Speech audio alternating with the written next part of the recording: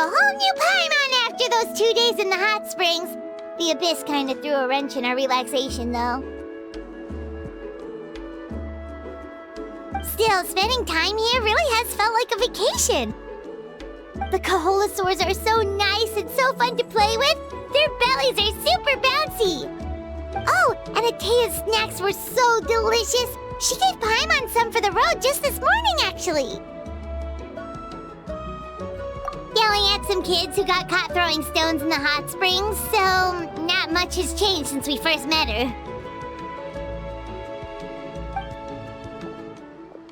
Hey, you guys. Sleep well last night? Yep, this area is so nice. Glad you like it. I was thinking of taking you guys out to do some sea fishing. Later tonight, we can eat whatever we catch. Fresh fish is absolutely delicious right off the grill. Hey, Mualani! Yeah? What do you need?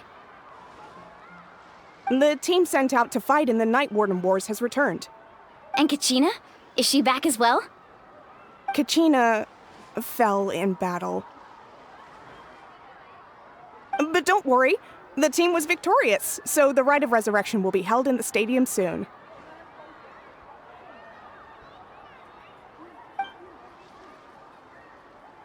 That's a relief.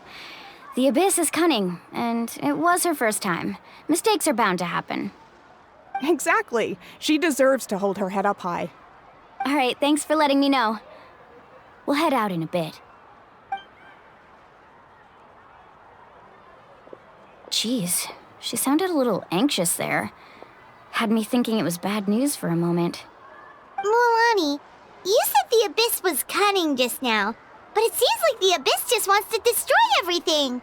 Like, think about all those monsters that attacked your tribe. If there really was some sort of cunning plan, wouldn't it make more sense to send them to attack Kachina and her small team? Not that Paimon wants them to be in any more danger, it's just...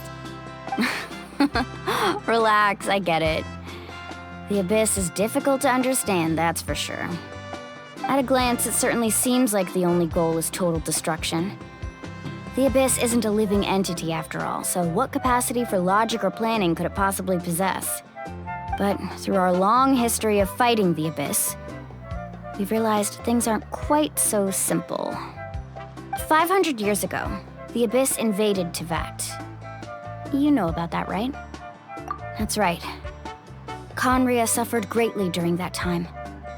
But so did every other nation in Teyvat. And Natlan was the worst affected of all. It took the combined efforts of the then Pyro Archon and heroes from every tribe to finally repel the Abyss. Even so, the effects of the invasion lingered for hundreds of years, only able to be reversed little by little. Our tribe's waters were contaminated. The Children of Echo's territory was overrun by dangerous sludge surging from underground. Unrelenting black winds tore across the lands of the Flower Feather clan. It was like each disaster was designed for a specific tribe. Exactly. We once thought that the Abyss's desire for destruction was a sort of primal instinct, but its methods are, in truth, marked by intelligence. We now believe the Abyss has invaded the Night Kingdom, and has the capacity to read the memories of this land at any given moment. And that's how it became so dangerous and cunning. Almost like it knows you inside and out. Yes, and that's why we've been unable to fully eradicate it, even after all this time. Luckily, the problems left behind by the Abyss have been successfully addressed by the various Pyro Archons we've had over the years. Now every tribe is prospering and things are looking up. I mean, just look at what we managed to do a few days ago. We totally fought them off.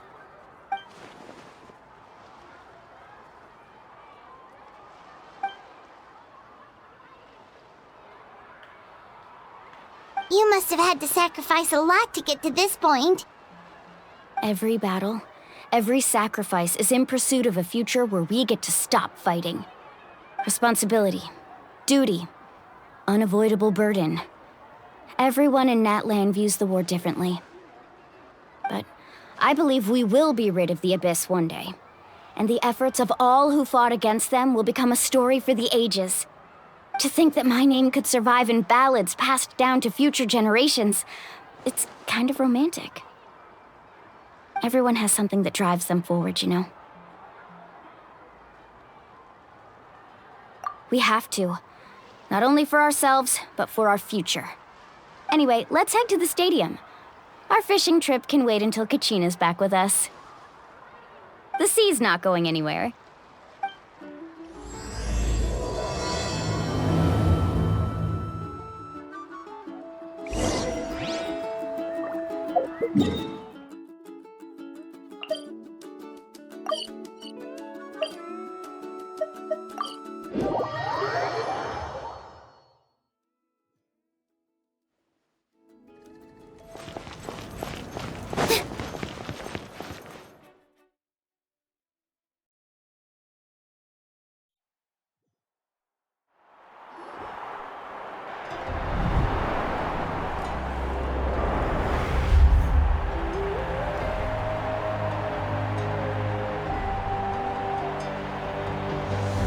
Whoa, this place is packed already! Of course. No one's gonna miss out on the chance to welcome our heroes back from battle. It's their moment of glory. Kachina's gonna be so flustered. She's never had this many eyes on her before.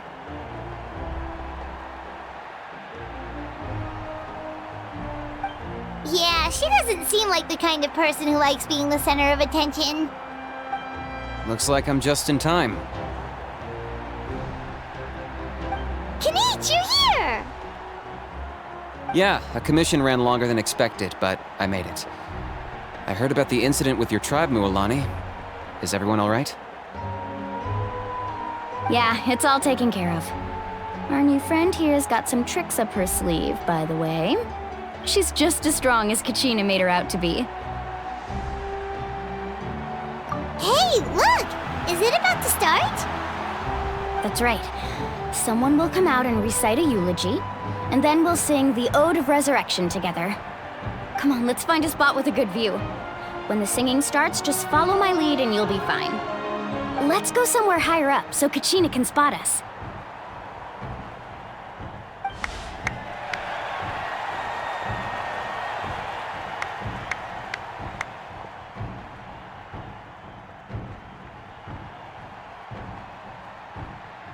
Warriors of Natlan, heed the call of life.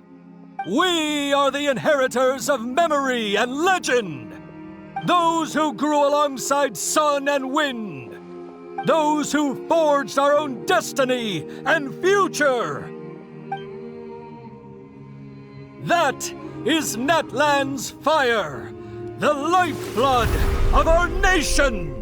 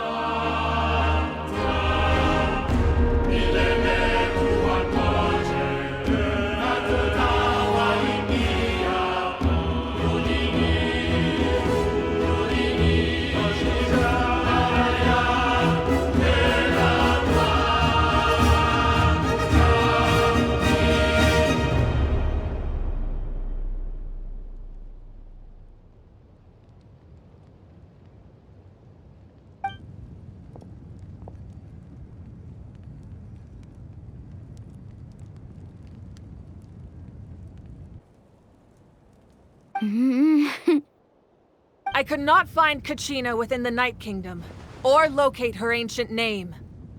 What? What does that even mean? Usually once the ode is complete, the Pyro Archon and resurrected person will emerge from the flames. But something went wrong. What's going on? This has never happened before. Well, I think it's pretty obvious. Clearly, the team sent to fight the Abyss didn't win after all. Think about it. The Ode rekindles all victors. We witnessed it countless times. Since the Archon couldn't find Kachina in the Night Kingdom, that must mean there's more to this victory than meets the eye. Hey! You just haven't gotten over the fact that Kachina beat you in the pilgrimage! Pathetic. The both of you. Your wild guesses are misplaced. We completed our mission. Maybe you did, but who's to say whether that little girl even contributed at all? Maybe she got scared and ran off. Why would the YUB recognize someone like her, even if she was on the winning team? How dare you insult a hero of Natlan like that? Kachina sacrificed herself to repel the Abyss. She doesn't deserve to be subjected to your vile rumors when she's not even here to defend herself. Calm down, Mualani.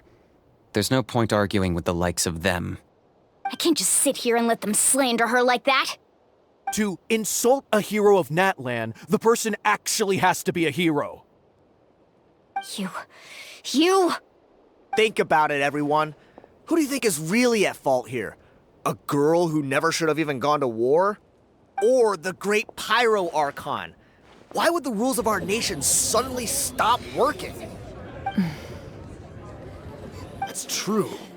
If she wasn't revived, it must mean she failed to achieve victory. Maybe the YUB interpret victory in different ways? I mean, that girl didn't look all that strong to me.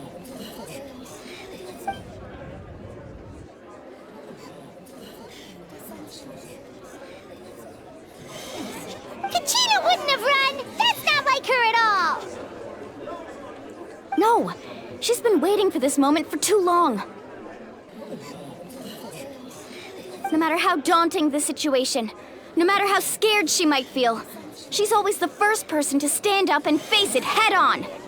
You don't even know what happened, so don't you dare try to use this as an excuse to vent your anger or slander her reputation. Fine. We'll find out what happens soon enough. Then, we'll see who truly deserves glory. That's enough. There is no doubt about today's victory, or Kachina's part in it. She is a hero worthy of our admiration and celebration. However, the failure of today's ceremony is undeniable. Kachina has not been rekindled, and I offer you all my deepest apologies as I continue to investigate this matter. To prevent further casualties, I have decided to suspend the pilgrimage until this matter is resolved. What? No one is all-knowing. No one is infallible, not even myself. But doubt is a means by which we seek the truth, not a weapon we wield against others. I didn't mean it that way, Archon. If there are things you wish to clarify, then ask me directly. Doubt my answer if you wish, but now's your chance. You have concerns? State them. No, of course not. Even though I have said nothing to change your mind, then it would seem the truth never mattered to you at all. That guy doesn't even have the courage to answer the Pyro Archon's question. So much for all that glory talk earlier. I have a question, Archon. My friend Kachina. Do you have any idea where she is? It's extremely important to me. I know you said you were investigating the situation, but I'm sorry, that's not enough. I've already shared everything I know. If you want to learn the truth and rescue your friend sooner, you should join the investigation. So, what do you say? Of course I'll join. In that case, come see me in the speaker's chamber. We should join them. Oh, and if it's not too much trouble, could you drop by as well, Traveler? I'd like to have a chat. Rest assured, everyone, I'll keep the tribal chiefs informed on the progress of the investigation. Once again, I apologize for the outcome of this ceremony. If there are no further questions, let's part for now. Did she just ask us to come along? I believe she did. Let's go. I'd like to know what's going on myself.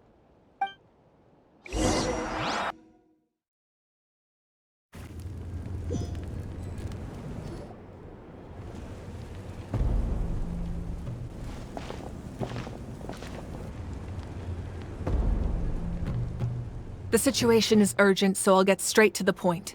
Kachina is undoubtedly a hero of Natlan, and I'm deeply sorry this happened to her. There's been unrest in the Night Kingdom, but I don't know what's causing it. As a result, I've been unable to track down her location. Until we find and address the cause of the unrest, the Ode of Resurrection will continue to be ineffective. And that means Kachina won't be able to come back? That's correct. Not until the problem with the Night Kingdom is resolved. How long will that take? It's hard to say.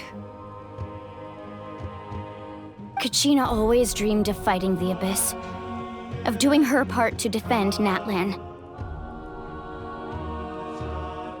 She wasn't afraid of death because she knew, if it came down to it, the Pyro Archon would be there to bring her back to life. Whenever we sat down together, exhausted from training, she would always hum the Ode of Resurrection. She was supposed to come back to us. We were supposed to hug her and celebrate with her and share her joy. We supported her every step of the way, but what are we supposed to do now? Sit peacefully and wait for her return? Lose ourselves in grief over her death? Tell me, are we her friends?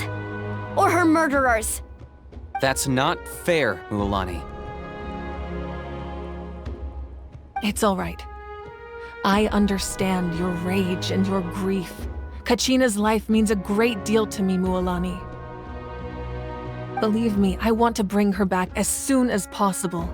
I would give you that peace of mind if I could. But please, hear what I have to say so I can at least give you a broader picture of the issue we are now facing. Considering the recent attack on your tribe, I believe the Abyss has found a new means of undermining the rules of our nation. You mean... The Sacred Flame. The foundation of our resistance against the Abyss. If we continue to hold the pilgrimage and send teams to fight the Abyss, there will likely be more casualties.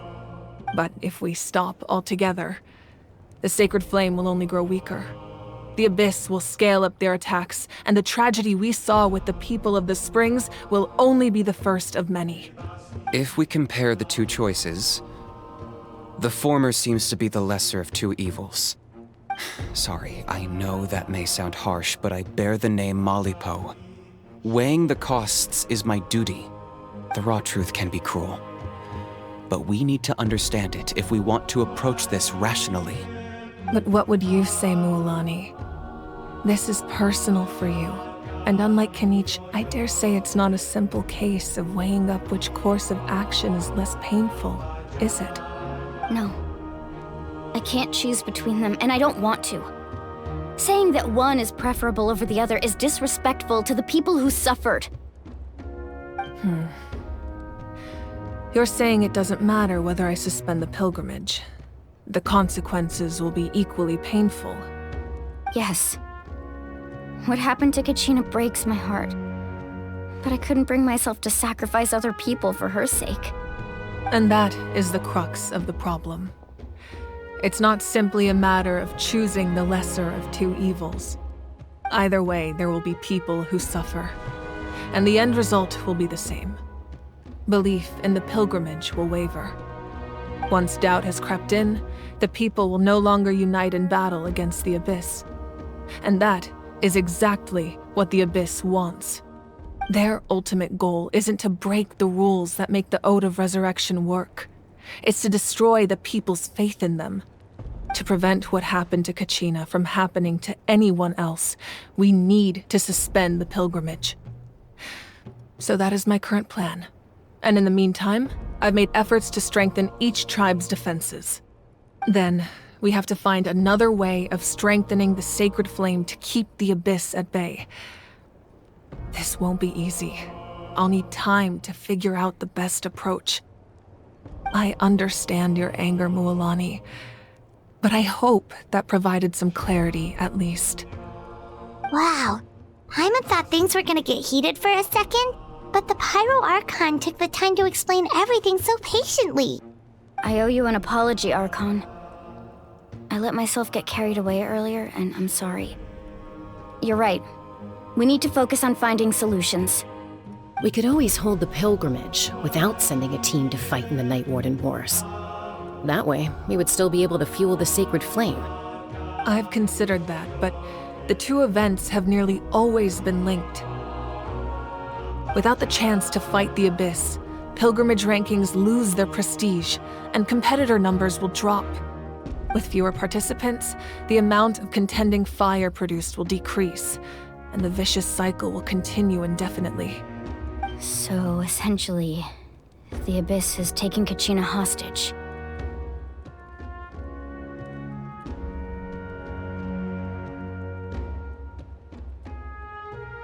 You've learned about the concept of ley lines during your travels, yes? The Night Kingdom is something similar. Staying there for a short period of time shouldn't have an effect on the person. But with the Abyss in the picture, it's a different story. Your sense of self will be devoured until eventually you become one with the Sea of Souls. Imagine pouring a cup of water into a rushing river. You can try to scoop up another cup, but there's no chance it will be the same water you had before. I won't sugarcoat it. That is the danger Kachina is currently facing. Just like you said, Archon. Both of these problems need to be addressed. You can focus all your efforts on dealing with the Sacred Flame. I will go search for Kachina. The Abyss poses the same threat to you as it does to her. It is very possible you will not return. Knowing that, do you still choose to go? Kachina's waiting for us to rescue her. That's all that matters. I failed to protect her during our campaign, but I can make it up to her now. I choose to go as well. Traveler? What do you think? Understood. Then I'll support you in any way I can. The Masters of the Nightwind have a technique that can extract an ancient name from the ley lines. If we can find Kachina's ancient name, I can use the link between them to pinpoint her position within the Night Kingdom. Then comes the hard part. You need to visit the Night Kingdom in person and rescue her. But isn't the Night Kingdom a land of souls? Can we even go there? Under normal circumstances, only the consciousness can enter. But there is a way to go there in person. However, know that the Night Kingdom will attempt to repel you, and the Abyss certainly won't leave you be. That's fine by me. Same here. Fighting the Abyss is nothing new for me. So, Paimon's the only one who's scared? Well, if you're going, Traveler, Paimon's going too. Lali of the Masters of the Nightwind once created an artifact that can be used to communicate with the Wyab. We call it the Spirit Speaker Stone. It was originally used as a ceremonial artifact wielded by the tribal chiefs, but that spiritual quality also means it can be used to search for an ancient name. That was the artifact I delivered to the Scions of the Canopy a few days ago. Didn't think I'd be hearing about it again so soon. Thank you so much for your help, everyone. Your thanks are unnecessary. I will offer you whatever aid I can, but your fellowship and courage are what will truly decide the success of this operation. Besides, you're the ones helping me. I can only focus on one thing at a time, after all. Traveler, I certainly didn't expect our first conversation to be so serious. I've heard all about your accomplishments. Ever since you arrived, I've been hoping to meet you and offer you Natlan's highest level of hospitality. Why? Why? Is that not what happened in the other nations you visited? Yeah, things were were pretty complicated at the start. And, you know, in the middle. But our reputation's solid nowadays. That's more like it. After all, I've heard you're someone who transcends fate. Perhaps even more than you can imagine. But we can talk about that some other time. Ideally, this would be the perfect night for a drink and some musical ambiance. But there are important things to be done. Oh, I almost forgot. Atea was wounded in the fight against the Abyss. She wanted us to give this to you. It embodies fond memories and my strength of will. That's what she asked us to tell you. She said you'd know what that means. I didn't think this day would come so soon. The flames of her life force. I can feel them flowing within the talisman.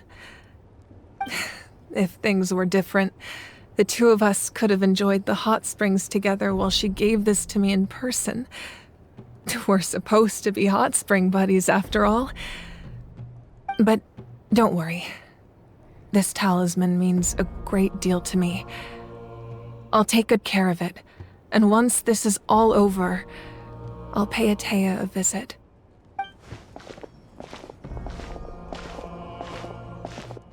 You said you didn't want to jeopardize the production of contending fire. But that's not at all why you decided to suspend the pilgrimage, is it? You're right. Even now, the production of contending fire is far from sufficient. The gradual corrosion caused by the Abyss has resulted in a massive shortage of pyro energy, and we're currently at the breaking point.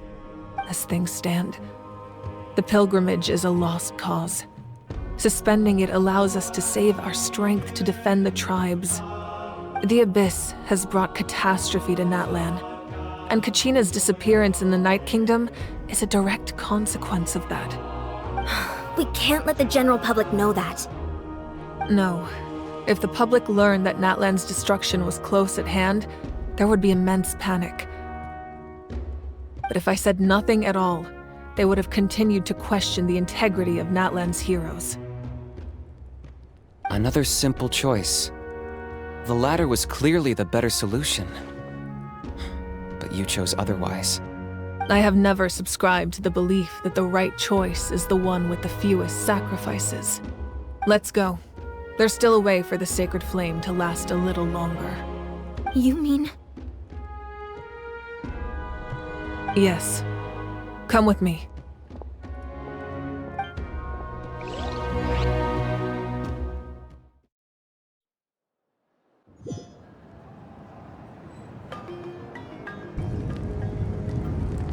The sacred flame must never go out. Not only does it strike fear in the Abyss, but it's also the pillar of Natlan's stability. So until our heroes are ready, I will sacrifice my power to keep it burning. But that can only last so long. I think we should focus on the remaining ancient name-bearers. Don't let desperation cloud your judgment. Those chosen by the Wayab have already embarked on their destined path. It is for them to decide how that journey ends, not us. All we can do is support them. Even so, for you to make this sacrifice, it's not right. If not me, then who? No other is capable of sustaining the sacred flame. I possess great strength, but I'm not above my people. This is part of my duty.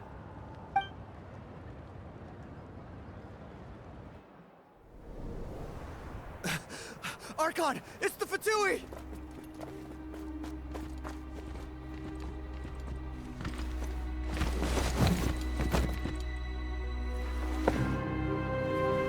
The Archon of Natlan. A force to be reckoned with. The secret of the ley lines is no secret to me. Long have they been destined for ruin. And since the oath made 5 centuries ago remains unfulfilled, what use is the Gnosis in your hands? I don't know what you mean. But it sounds like this is about more than the Tsaritsa. In times of crisis, someone must pick up the mantle of salvation. Your plan has reached an impasse, and now it falls to me to create new rules for Natlan. But before the dawn of a new age, the old must be destroyed.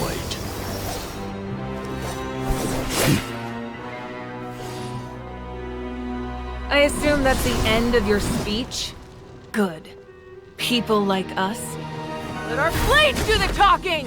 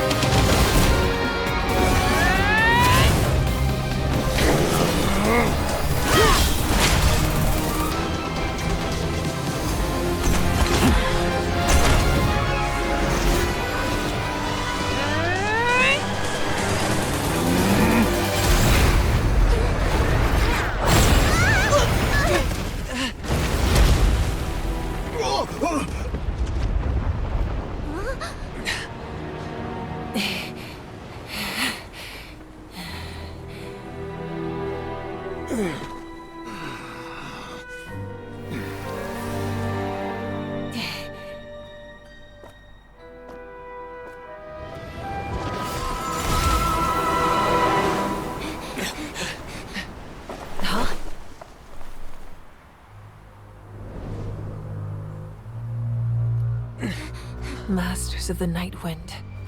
Send word. The captain and his followers must be apprehended.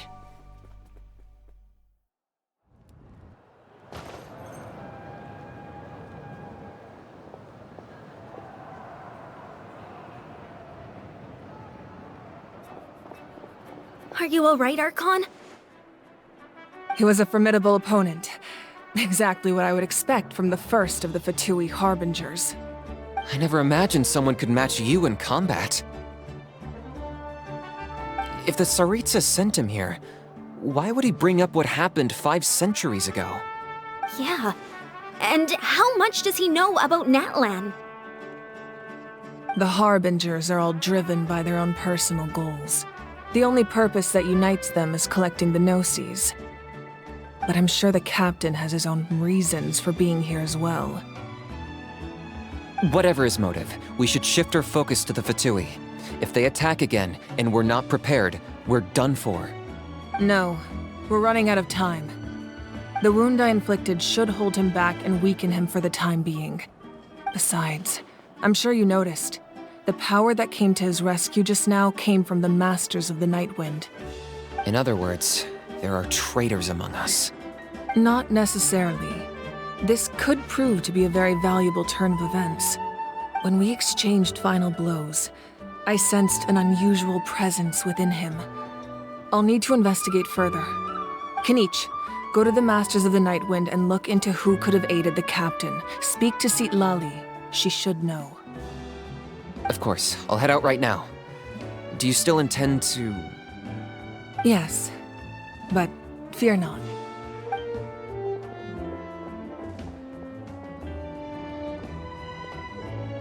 Natlan's strength has never rested solely in its Archon.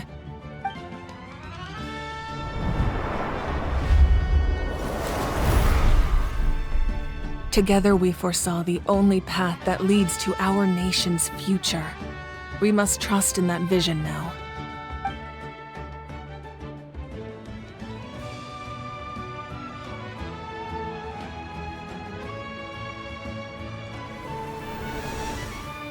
Is everything okay, Archon?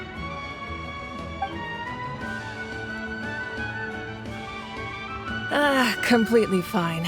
Just lamenting the fact that I never got a picture when I could still turn my hair into flames. Too late now. I just hope the others have a safe journey.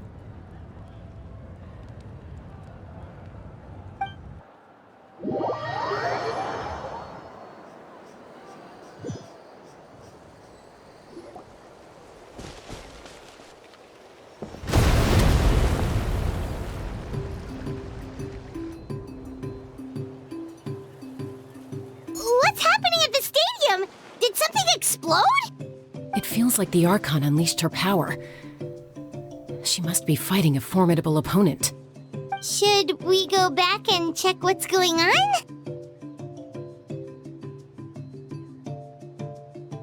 Have faith in the Archon. She wouldn't lose in a one-on-one confrontation. Once we find Kachina's ancient name, we'll head right back. Okay, let's just keep climbing. Simon really hopes nothing goes wrong.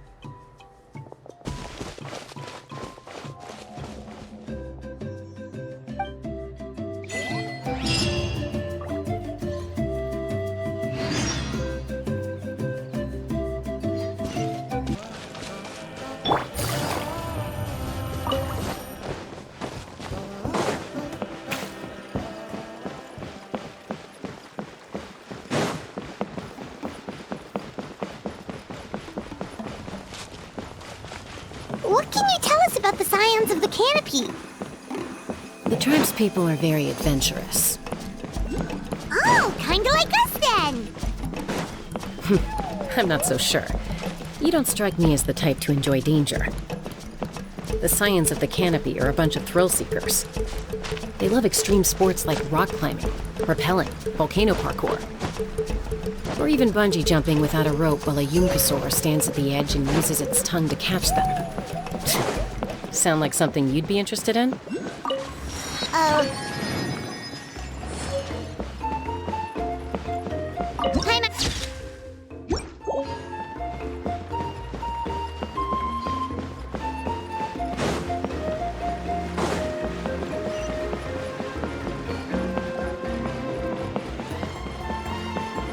That's Wyna, the tribal chief. Let's head over to him.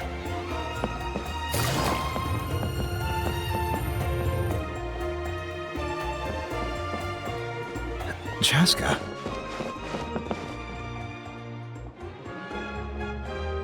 Nice to see you again, Wyna. I'm afraid we don't have time for pleasantries, so I'll get right to it. We're here for the Spirit Speaker Stone. Whoa, hold on a second. At least tell me why you need it first. My friend Kachina is trapped within the Night Kingdom. We need the stone to find her ancient name and rescue her. Rescue her? From the Night Kingdom? That's right. I'm sorry, but someone needs to tell you what you don't want to hear. Going there, a mature warrior would never make such a foolish decision.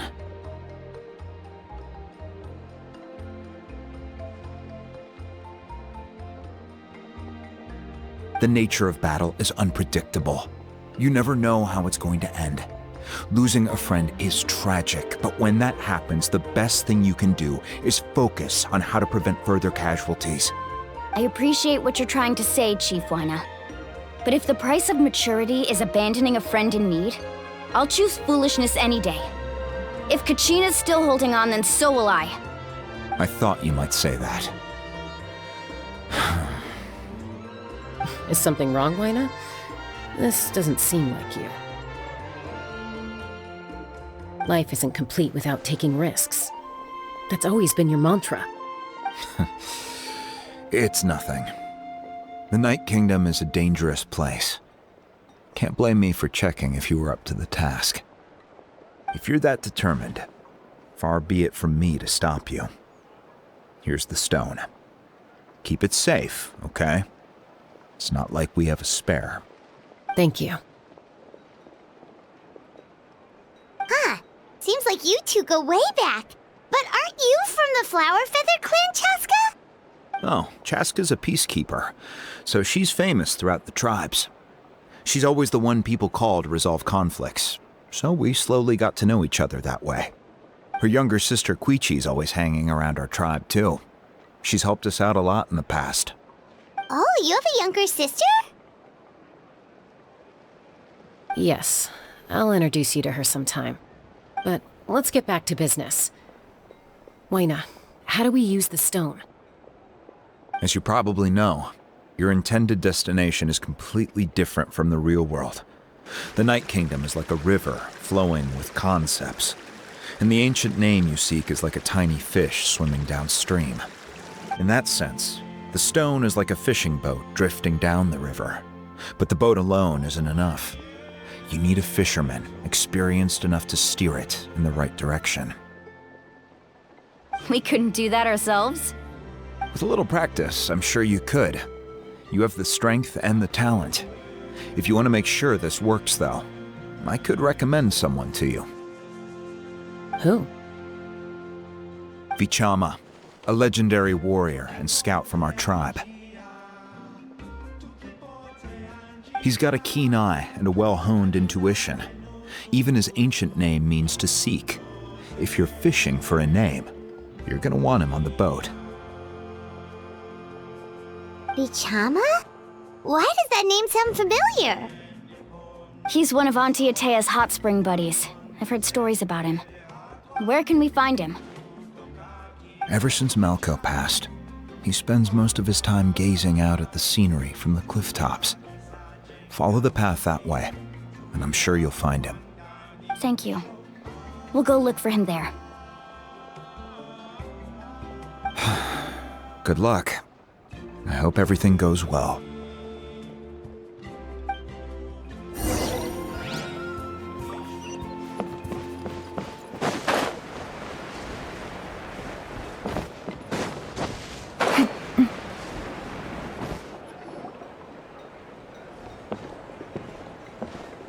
Someone admiring the scenery from the cliff tops. Ah! That must be him! Hello there, are you Vichama? That's me. Did you need something?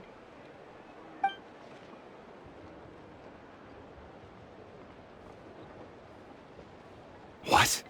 You're saying you can bring someone back from the Night Kingdom? How is that even possible? No, if you really think about it, anything's possible in that kind of place. But that would mean... Are you okay? You don't look so good. Everything's fine. I'll help you, but I do have a small request. After I help you find Kachina's ancient name, I want to use the stone to look for my friends as well. Your friend? Oh, why not mention someone named Malko? Is that who you're talking about? Yes, but I'd rather not get into it if it's all the same to you. That's not a problem. We agree to your request. Yeah. Since you're helping us find Kachina's ancient name, it's only right that we return the favor. Then we're agreed. Can I have a look at the stone?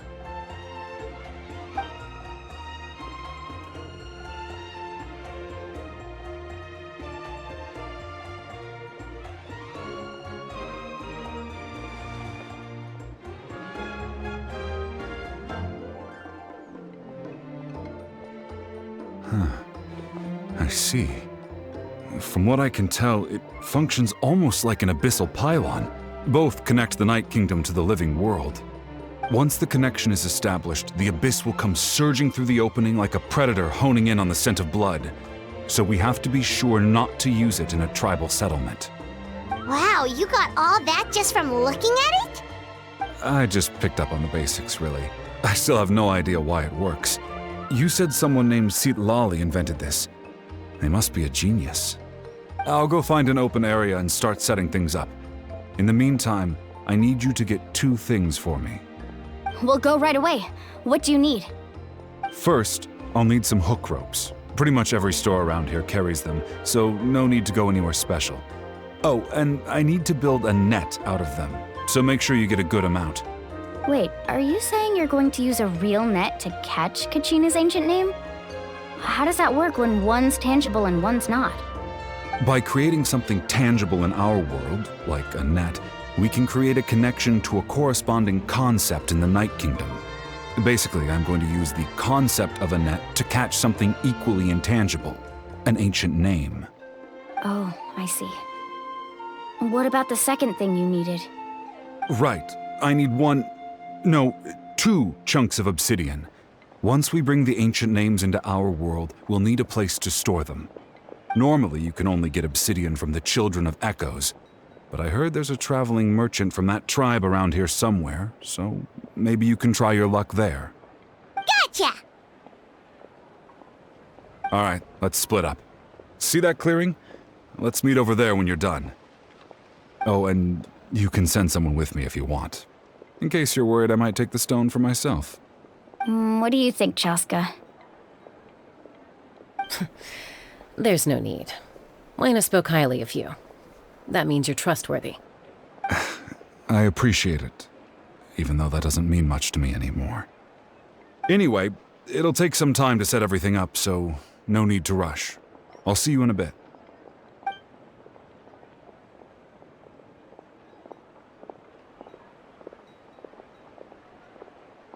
What an odd guy. He seems so defeated, but also really invested in the stone at the same time. I don't have any more insight than you, Paimon. Let's just focus on the preparations for now. Hang on, Kachina. We're coming for you.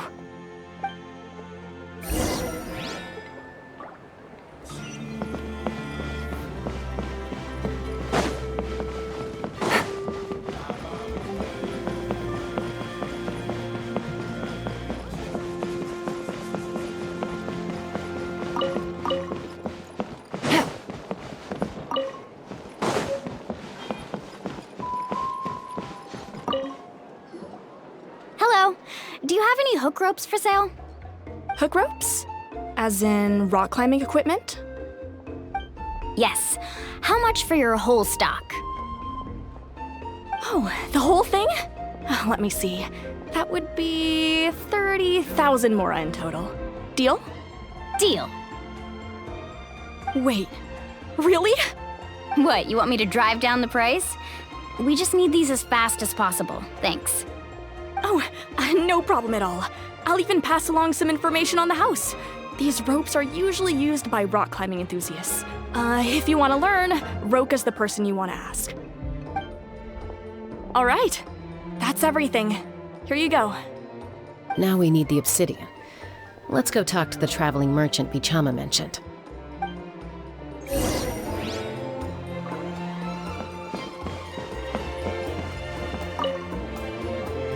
Excuse me, do you sell obsidian? Why, yes. I've got a chunk for sale right over there. Perfect. Is that the only one, though? We actually need 2. That might be tough. Tell you what, I'll take a look through these boxes over here and we'll see what we can find. Thank you so much. We'll wait here.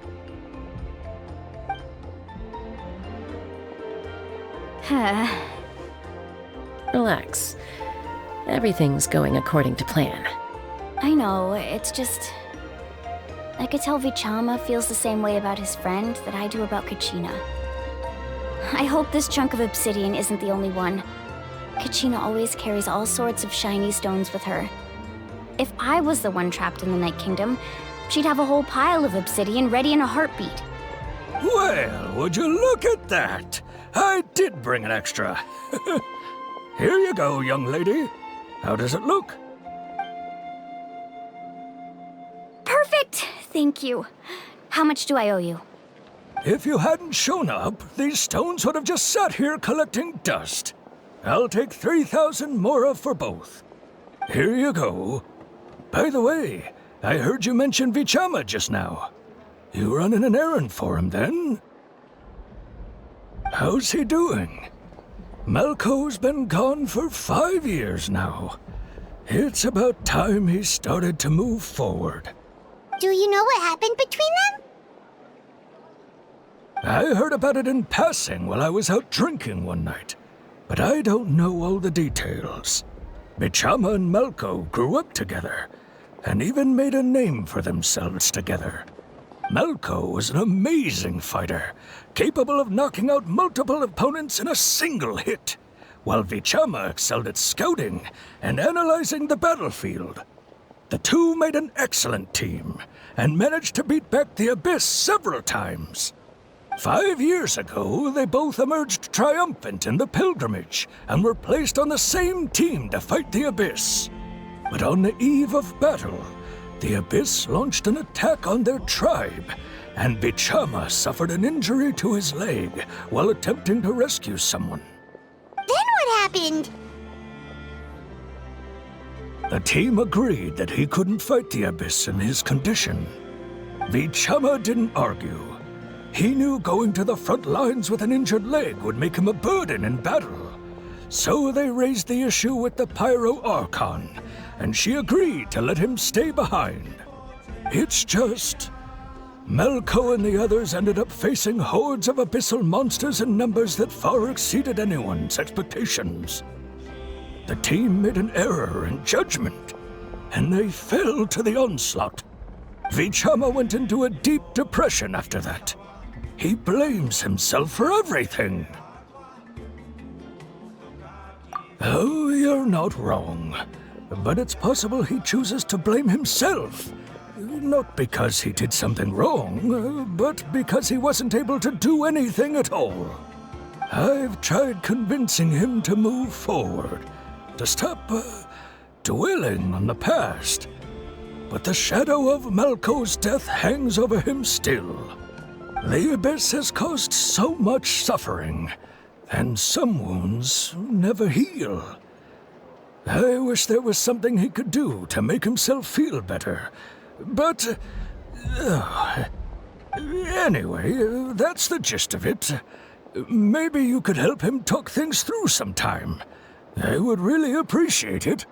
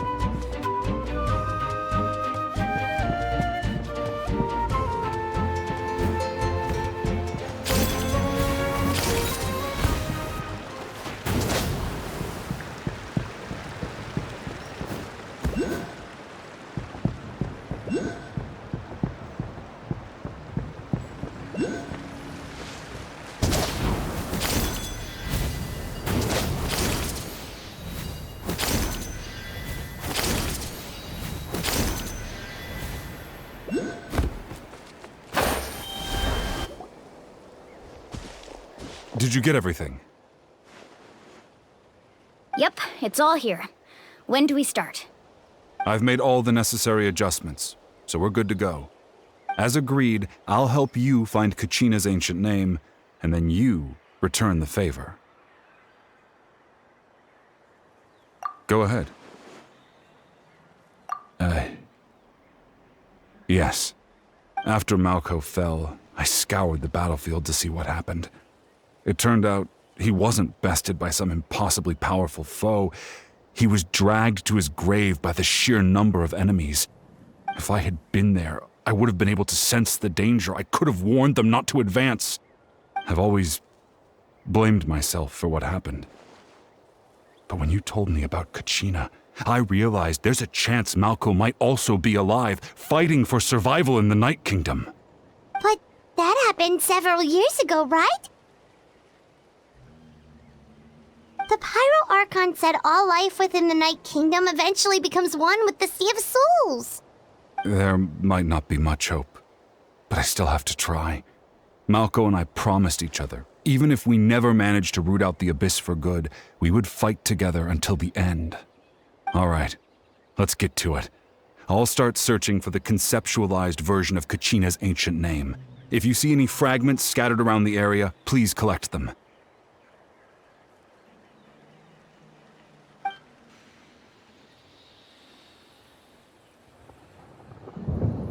Make sure you prepare yourselves for battle. As I said, the stone will link the mortal realm to the Night Kingdom. The Abyss will likely emerge in response. Look at that golden thing. It must be one of those fragments Vichama mentioned. Let's get closer.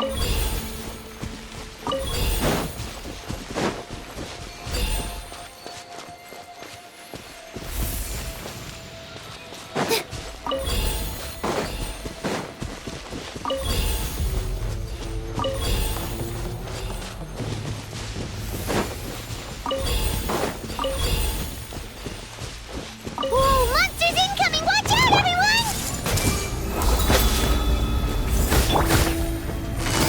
Busted. Here! Dance with the waves! Mind the side effects.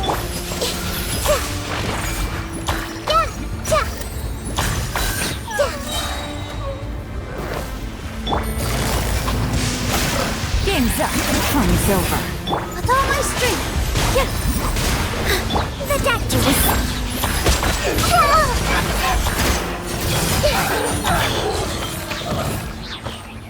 How much longer, Vichama? Not long! We're getting close!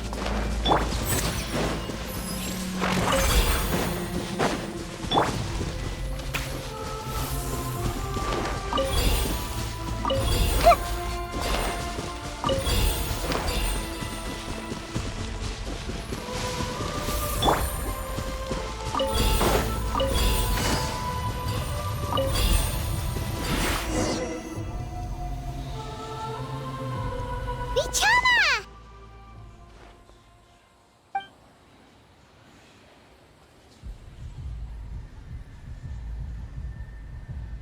Quick! Take it!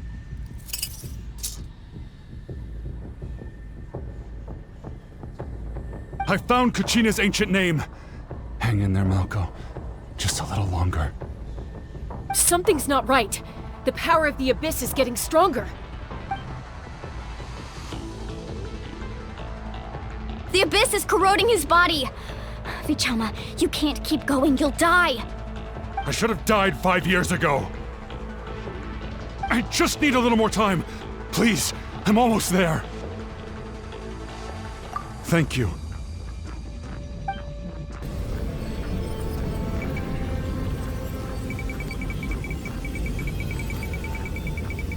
Whoa, watch out! The power of the Abyss is strong!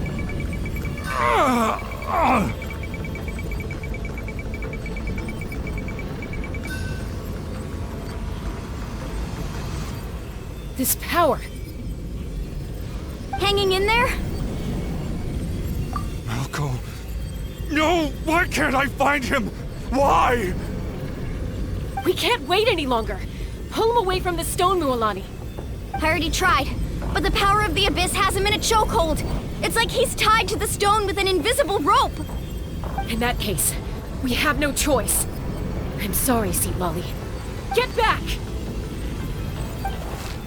Chaska, wait!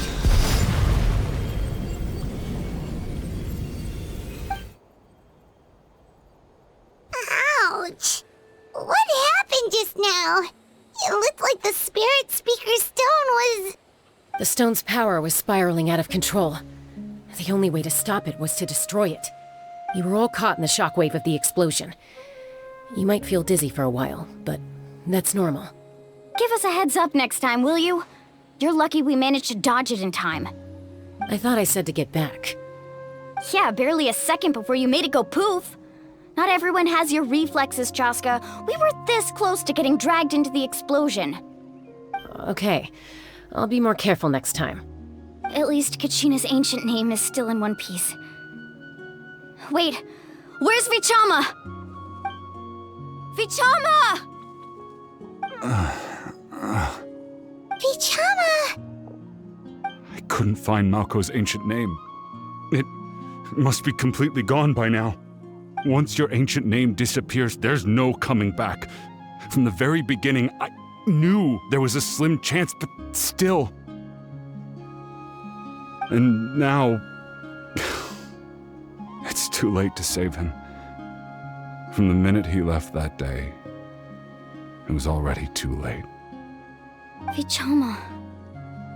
I'm sure he's heard enough condolences over the years. Let's just give him some space. Huh? What's that in your hands, Vichama? It looks like something's glowing! Huh? This is...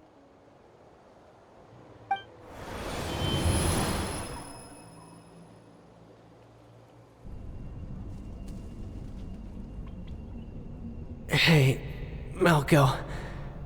Got any strength left? Not enough to swing a sword, but to say a few last words? Sure. Too bad.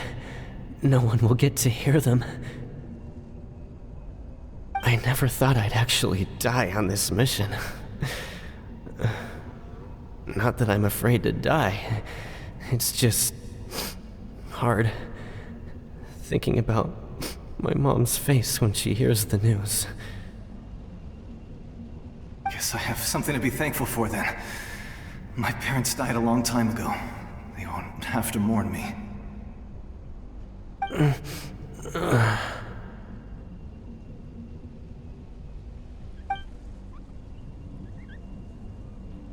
Pisak! Always had to beat me at everything, didn't you? Right to the end, you were never one for goodbyes. Maybe you're right. Maybe no one will get to hear our last words. But just in case... Vichama, I'm so glad you didn't come with us. Don't be sad. Just keep on living. For the both of us.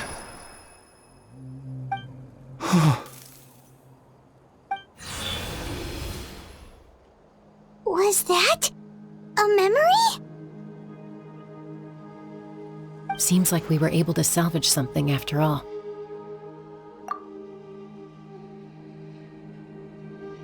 Of course. Seeing him, hearing his voice again, it makes me unbelievably happy.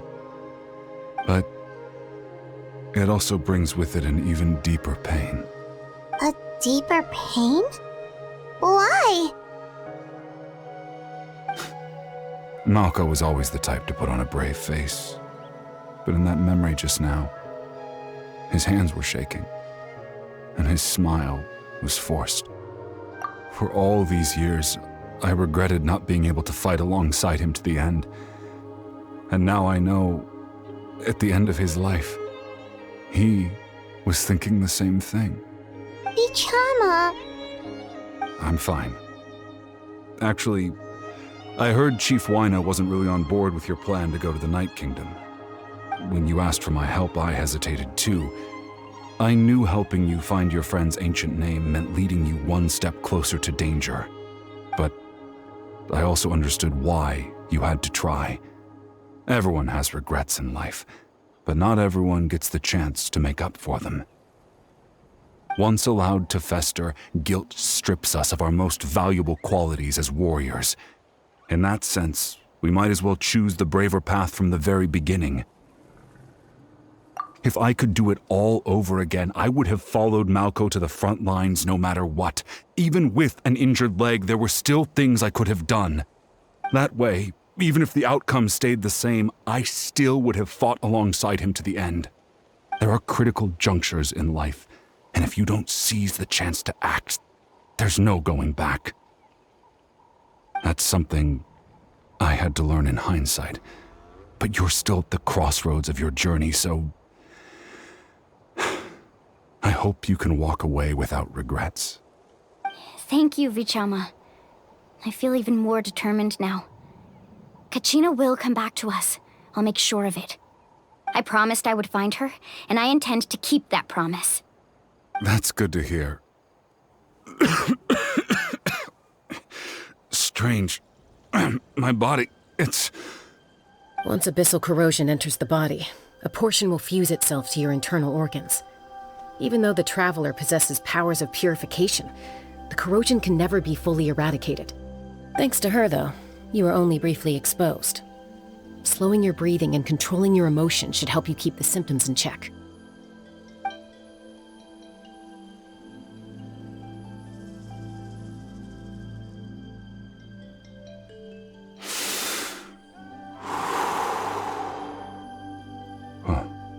That does make me feel better. You seem very knowledgeable about all this. Just speaking from experience, that's all. Anyway, we've recovered Kachina's ancient name, so we're off to a great start. Let's get Vichama back to his tribe and tell Wyneth the good news. Oh, and apologize for destroying the Spirit Speaker Stone. We had no choice, though, so he'll probably understand. Right?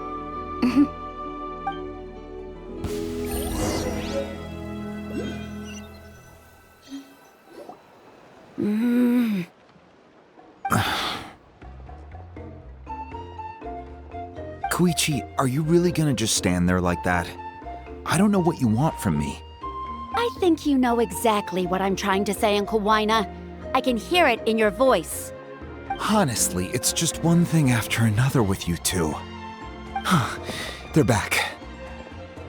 Koichi? What are you doing here? Don't play dumb with your own sister. You know exactly why I'm here. My apologies, everyone. I just need to borrow Chaska for a few minutes. You come with me.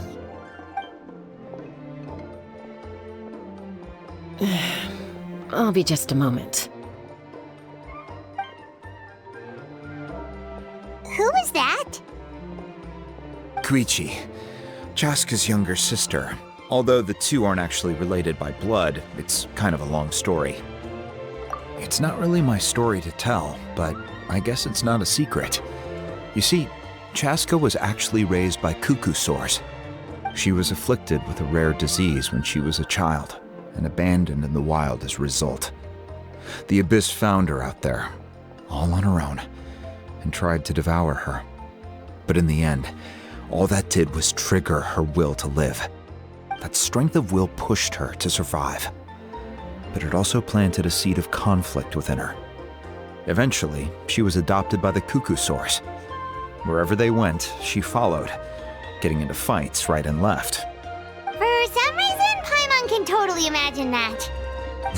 Well, when Chaska finally returned to human society, it was Koichi's parents who adopted her.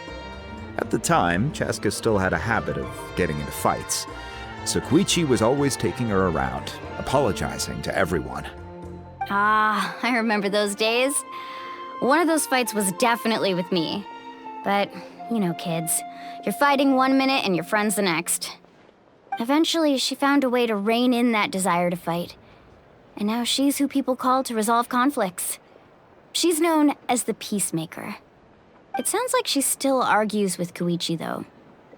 Don't siblings usually stop fighting when they get older? That's partly my fault. Chuychu asked me to stop Chaska from doing anything dangerous, but you probably know by now, once Chaska makes up her mind, there's no changing it. Oh, I get it. No wonder you tried to talk us out of going to the Night Kingdom. Chaska even said that wasn't like you. I'm all for your adventure. You need to take risks when you're young, because by the time you're my age, you couldn't attempt something like that even if you wanted to. Better try now than live with regrets later. That's what I say. Still, I can understand where Koichi's coming from. In the end, nobody wants to sit back and let a loved one put their life on the line.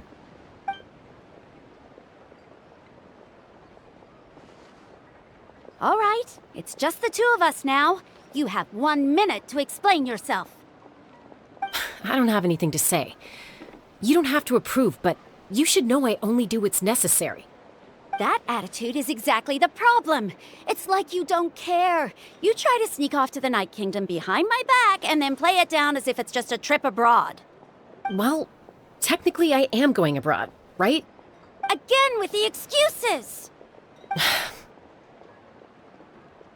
We agreed, didn't we? There are 4 levels of danger. If it's not something urgent, you can only engage in level 2 danger and below. You can only go up to level 3 if a situation is so dire there's absolutely no alternative. But a trip to the Night Kingdom? If that's not a level 4, I don't know what is! And you were just going to sneak into the place without saying anything! What do you mean, sneak into the place? I always planned on walking in there with my head held high. You bought off Uncle Wina, didn't you? He promised me he'd stop you from doing anything dangerous. Oh, it's like he didn't even try. You feel like he went back on his word. What if I told you my mind was made up, and there was nothing he could have done? Not even by force. Oh, I knew it! So he did try to say something, but you didn't listen. This is important. If you were in my shoes, you'd make the same decision. You don't know that? I'm a doctor, and I handle logistics. If you're going to waltz into a dangerous situation where you could lose control at any moment, it's my duty to say something. All right, whatever. Anything else? What do you mean, anything else? Why don't you reflect on what you've done and promise me you'll stay put? Time out. Is this one of our normal arguments or a serious one? Chaska, does it sound like I'm joking? Then, you need to know something. What happened to Kachina was partially my fault. I can't leave her there to die. That's not who I am. But the person you become when you lose control, that's also not who you are. That's a different issue. You said it yourself. A person is only as good as their morals. If I want to live in Natlan, I need to display qualities that make me worthy of this nation. I've also told you that managing your condition is equally important. Sometimes you have to make sacrifices. All right, let's stop this here. If we keep going, I might actually have to get serious. And I think Wina prefers his roof attached to his house. Is that a threat? That sounds like a threat to me. Koichi! Younger sisters are supposed to listen to their elders. So, you're really going to go, no matter what I say? I'm supposed to be your sister. Then support me. I'll be back. All you have to do is wait. Chaska. So, that's it. Why'd you have to turn out to be so darn annoying?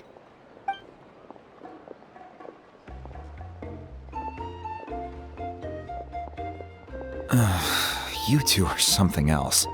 Something you wanted to say? I know you aren't related by blood, but you two sure are similar. Really? You know, I said that very thing to Koichi not too long ago, and she reacted the exact same way, down to the very tone of voice. It's not my place to get involved, but I will say this. Try to spend a little more time with your sister. You're tough kids. That doesn't mean you have to go it alone. Thank you. Anytime. All right. If you're done with the Spirit Speaker Stone, you might as well hand it over. According to Kinich, it's an important ceremonial artifact, so it'd be safer to keep it with me. About that. If only Tonegif Bard was here, he could have repaired it just like the Holy Liar. It might be in a few more pieces than you remember. Huh?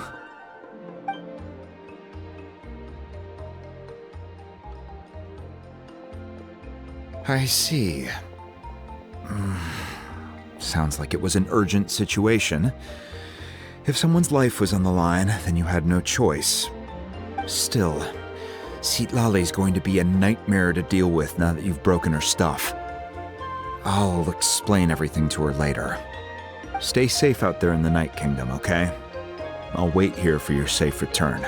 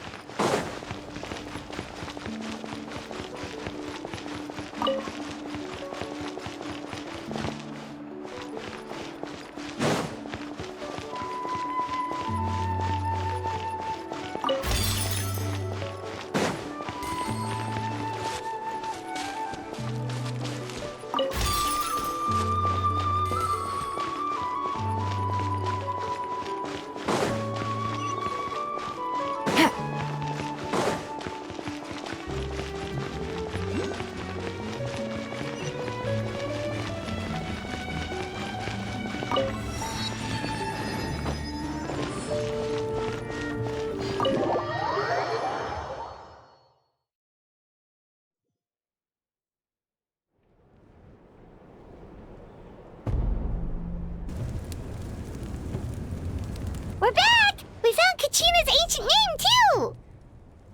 Well, it's fairly complicated. Let me give you the condensed version. The Fatui again?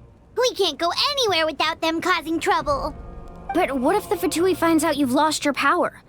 Won't they try to take advantage of the situation? That's why it has to be our little secret. No one else can know, or we're asking for trouble.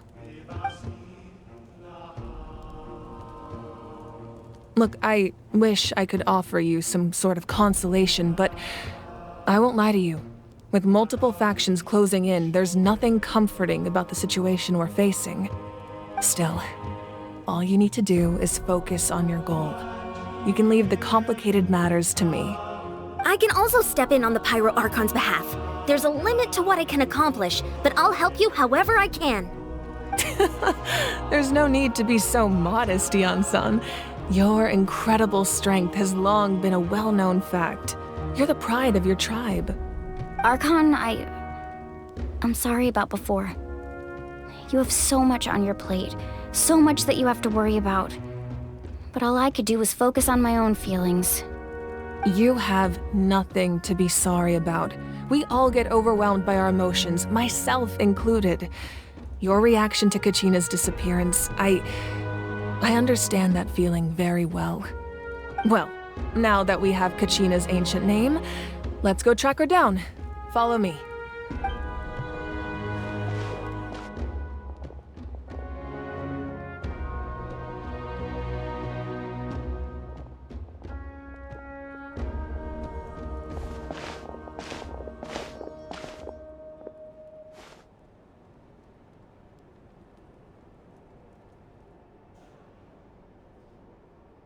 What is this place? Hey, isn't that Atea's talisman? Good eye. This is where I store all the various mementos I've collected. Whoa. I've never seen this place before. There's so many things in here. It looks like there are items from every tribe. Collecting them must have taken a lot of effort. I suppose you could think of it as a hobby of sorts. In Natlan, everyone grows up listening to the stories of heroes, and physical items do a far better job of preserving those stories than our own memory.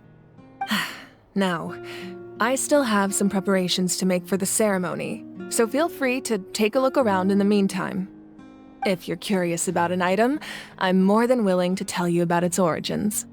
All right, we'll have a look.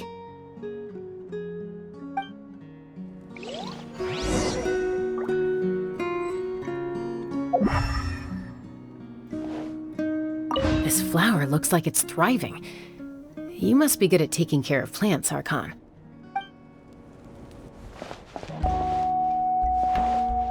This fishing basket looks familiar.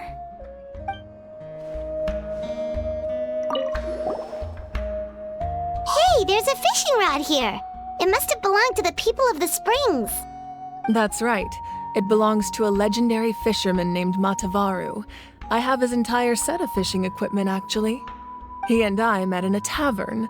He told me about a particular kind of giant fish and his meticulous plan to catch it. In his eyes, I saw a hunger and a strong fighting spirit. To him, the sea was the battlefield upon which he staked his honor. So, did he do it? The next time I saw him, he was covered in scars. It turned out the fish he sought had been corroded by the abyss. He managed to kill the fish, but sustained a serious injury in the process, which meant he could never go deep-sea fishing again. Can a fisherman claim victory if he fails to bring back his catch? That's what he asked me in the end. Well, Paimon thinks he won. That was my answer as well. The experience was far more valuable than the prize itself. In the end, he didn't want his tools to go to waste, so he gave them to me. Wait, that means you also know how to fish. Maybe we can go head-to-head sometime.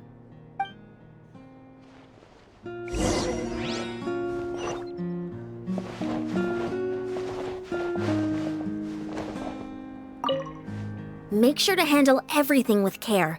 This cup, for example, it's heavier than it looks.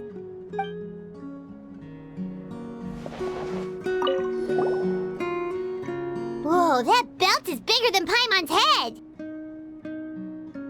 The Collective of Plenty are known for their bodybuilding competitions and contests of strength. This belt is a symbol of great honor within the tribe. The association with strength might also have been the reason the original belt was extremely heavy. It was difficult for even two people to lift. And even if a warrior had the strength to put it on, wearing it for any length of time would still leave them gasping for breath. Sounds like it. So the owner of the original belt, Kitera, commissioned a craftsman to make a copy identical in appearance but far lighter in weight. That is the belt you see before you. He would often wear this version when training in order to protect his waist. Or he made a lighter version so he could wear it all the time and show it off.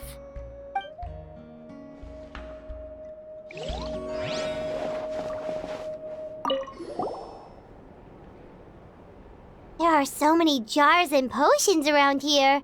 Do they have anything to do with alchemy? No, those belong to the Masters of the Nightwind. They're ceremonial tools used to amplify the ability to communicate with the Night Kingdom and the Wyab. Yamaya is an expert in this field, and she taught me a lot. Even though she appears stoic and serious, she actually has a keen sense of humor. The tools you see here are quite traditional. Her students found them outdated, so she passed them on to me. The contents of the jars aren't all that special. Oh, except the big jar in the middle. That's what she really wanted to give me. Ooh, must be something really cool. What's inside? Grape juice. Huh? It's quite tasty, although probably expired by now.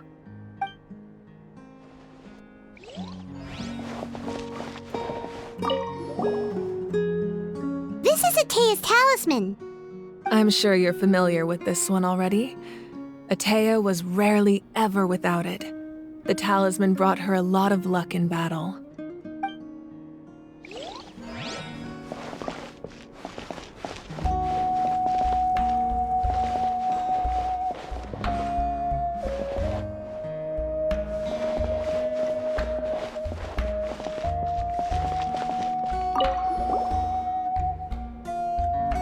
Whoa, this weapon is huge! Which tribe did it belong to? Ah, that weapon belonged to Tenoch, a hero from 500 years ago. Strictly speaking, he didn't belong to any single tribe. That's because even before the disaster with the Abyss broke out, he had already been exiled. Exiled? It was a punishment imposed out of necessity, but he accepted it all the same. He believed it was what he deserved. When the Abyss attacked, the tribes found themselves in urgent need of a powerful figure to lead them into the battle, and there was no one more courageous or resolute than him. He united the 6 tribes and accomplished great feats throughout the war. Ultimately, he perished, and because he had already lost his ancient name, the Ode of Resurrection was unable to bring him back. And so, he was laid to rest, alongside the countless warriors and civilians who lost their lives, buried in the soil of his native land. Wow, he sounds like a true hero. Indeed, even now his story is told throughout the land.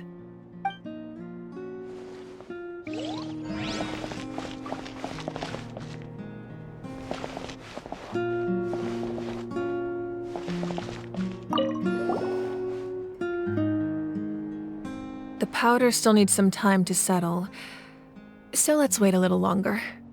Well, what do you think of my collection? Do you feel like you have a better understanding of Natlan's culture now? Yeah, if each item represents a different story, seems like Natlan's really been through a lot. Does every item hold a special memory, just like Atea's talisman? That's right.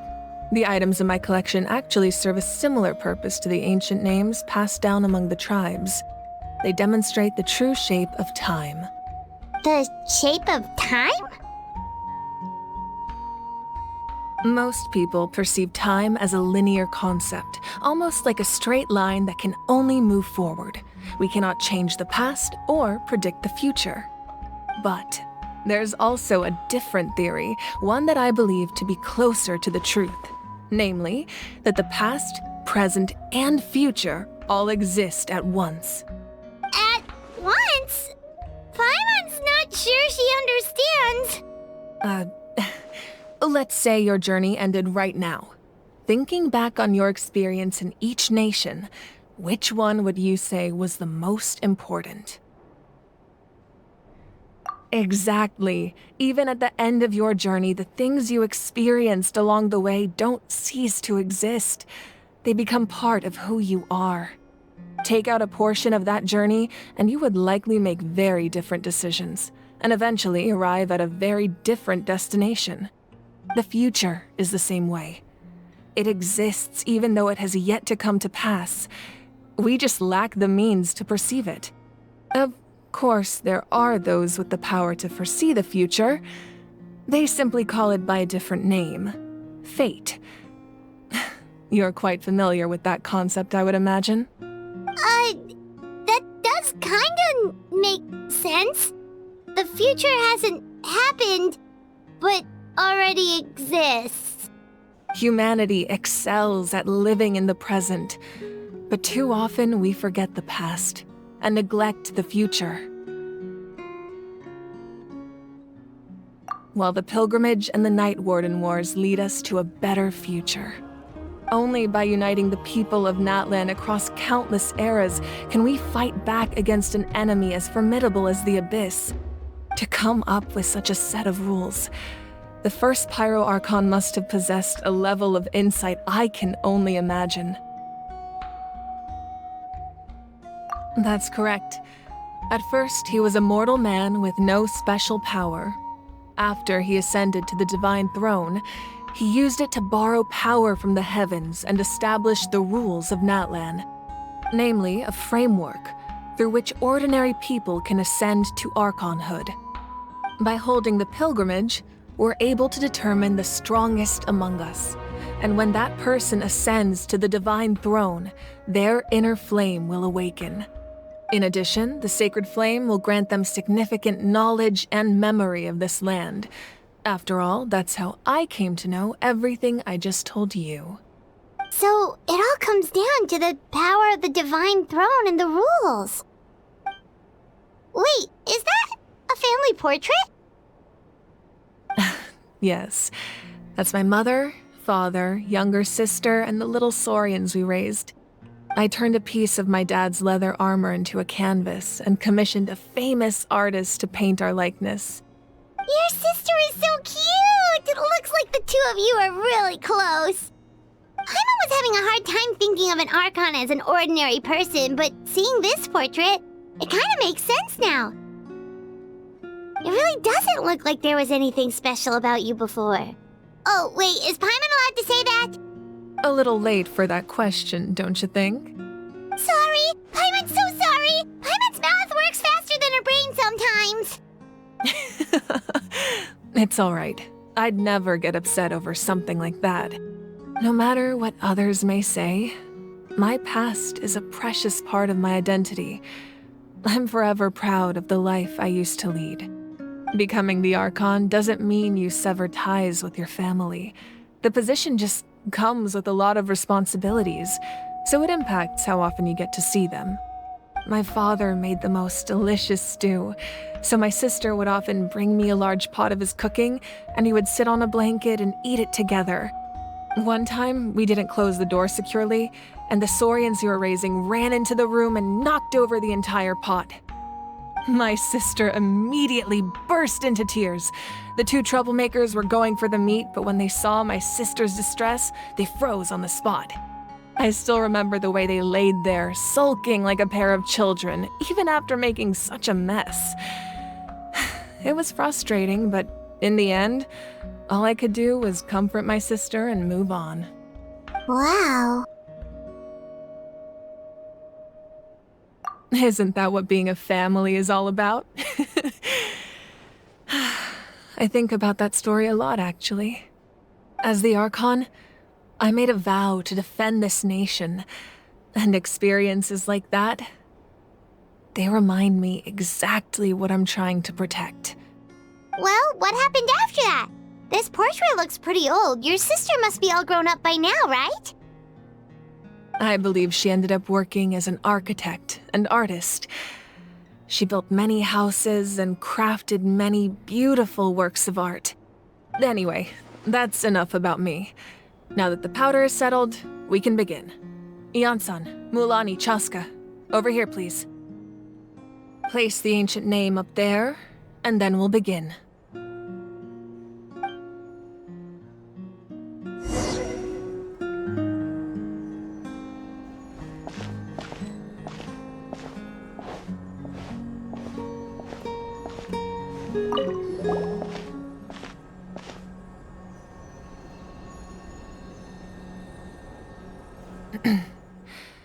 Surely as the echoes of life resound through heaven and earth, so too shall our stories remain eternal.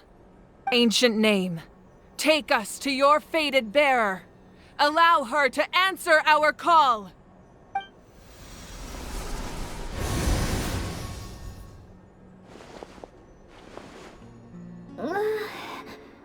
Am I hallucinating again?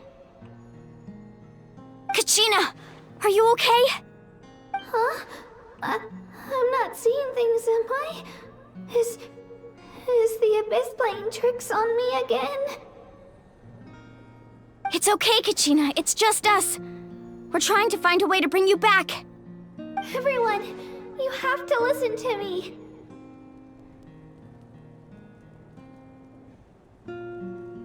I've been investigating the Night Kingdom this entire time, and I figured out what's wrong. The Wayab is being affected by the Abyss. I was waiting for the Wayab to send me back, but then this really strong monster came in and it almost killed me.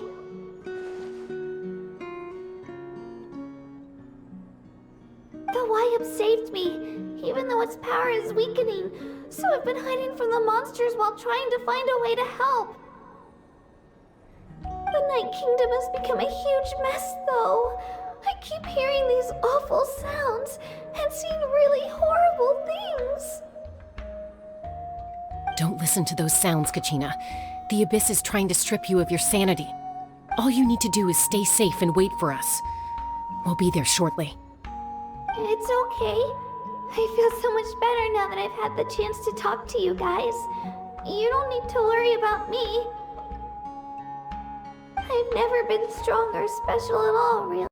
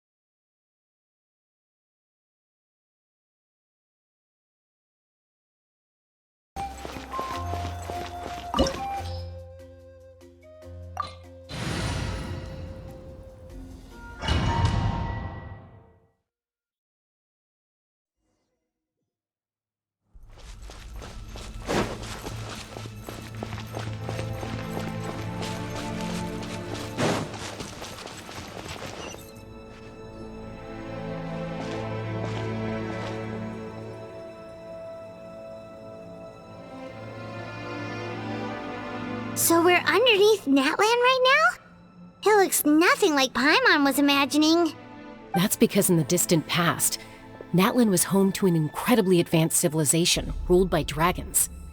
Humans only established their own society after the fall of the dragons. So these are Saurian ruins? Wait, you mean like the elemental sovereigns?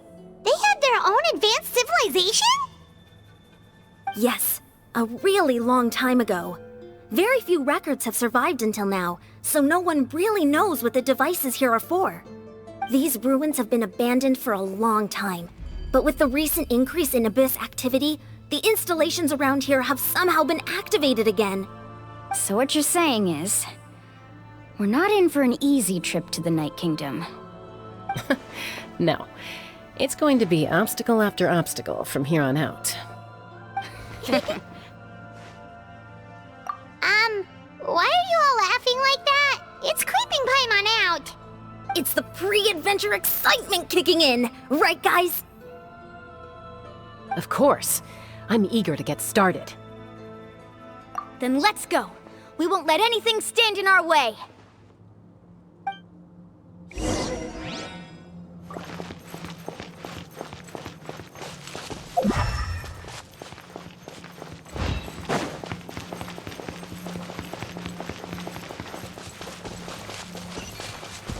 Seems like the road ends here. How should we get across?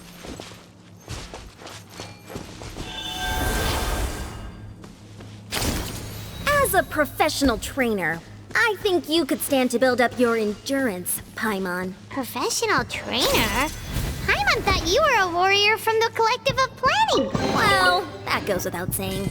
But I actually work as a sports coach. I provide professional guidance for many of Natlan's popular sports. And I don't just mean physical training.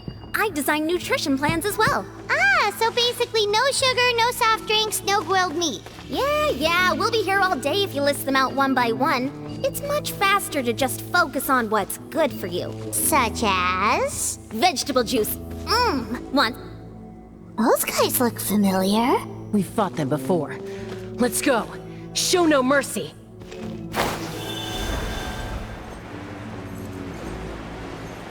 Yeah. Hey! Sharing my knowledge. Here! Gotcha! Here comes the catch. Seems like an emergency.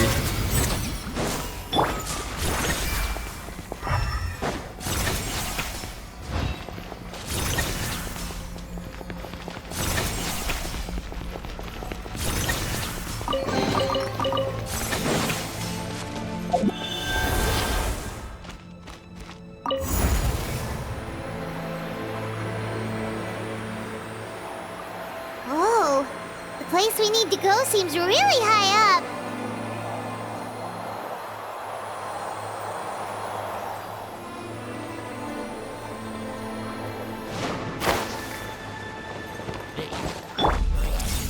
With all my strength! All eyes on me!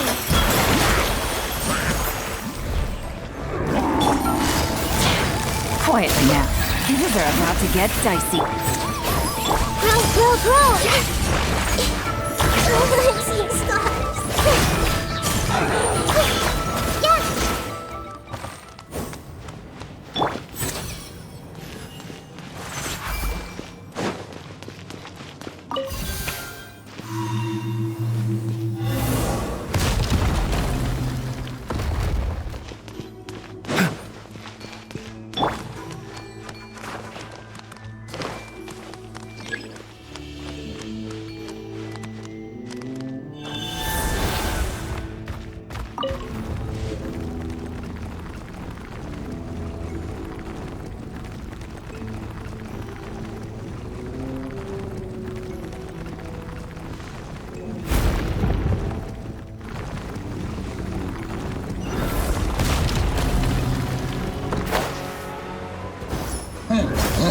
Everyone hold hands!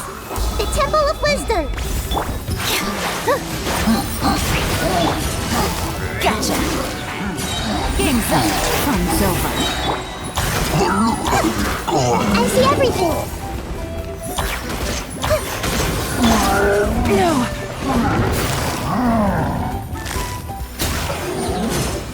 This dance is for you! Mind the side effects. Remember, health comes first. Things are about to get dicey.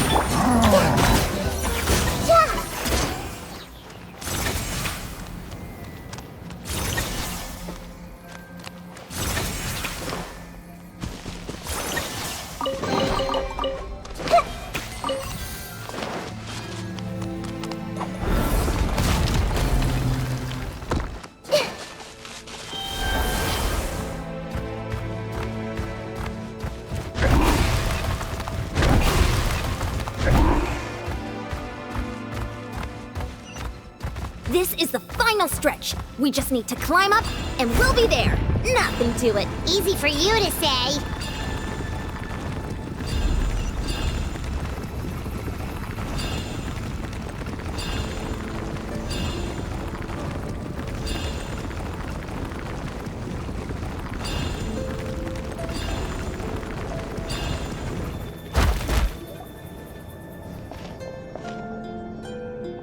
This must be the entrance the Pyro Archon told us about. The one ripped open by the Abyss. Yes. There's something in the depths of this place that feels familiar, yet also foreign. We actually have to go in there? Okay, Paimon just needs to psych herself up. Don't push her through before she's ready.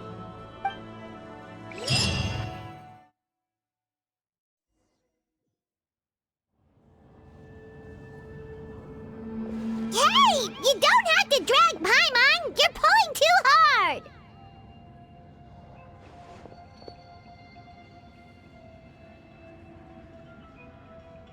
Looks like we made it. This is the Night Kingdom.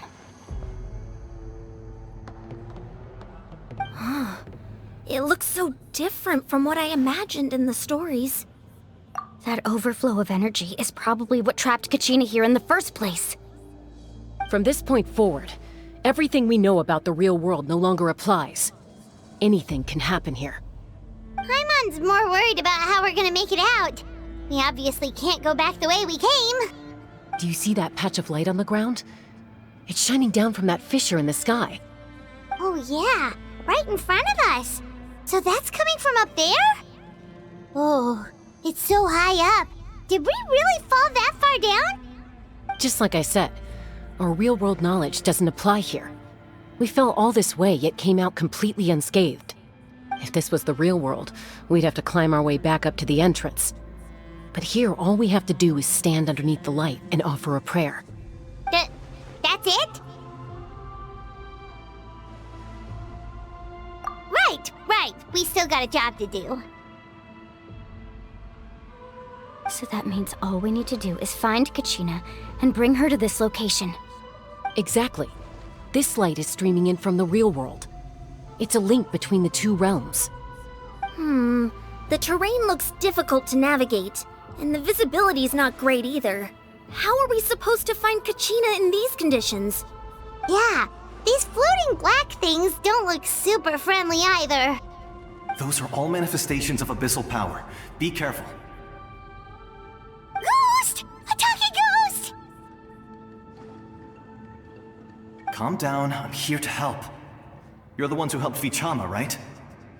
Yes, I'm Vichama's friend, Malko. I was completely lost to this realm until I sensed a mysterious power calling out to me. It's like it was seeking me out, attempting to reassemble the pieces of who I used to be. Of course, it could only do so much. I'm sorry I can only appear before you in this imperfect form. No, we should be the ones apologizing. If the Spirit Speaker's stone hadn't become corrupted by the Abyss, we could have done much more. But we had to destroy it. Otherwise, Vichama and his tribe would have been in danger. Of course. Thank you for protecting him. I never imagined that, even after all these years, he'd still take such a risk for me. Under the power of the stone, it felt like our souls were connected. Turns out even our regrets were exactly the same. Whether in triumph or death, you want your best friend by your side.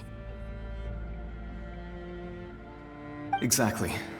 That may not be in the cards for us, but it's not too late for you. You're looking for a young girl from the Children of Echoes, right? She's being chased by an embodiment of abyssal power. I'd like to help her while I'm still in this form, so follow me. Be careful. This place has been severely corroded by the Abyss. Paimon didn't realize it had gotten this bad. It's like a seething volcano ready to engulf our world at any moment. Ouch! Quick, get back here! You can't go wandering off. Stick close to me. My power will be able to ward off attacks for the time being.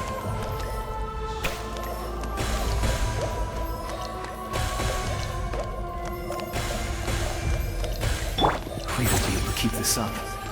Let's try another route. This way.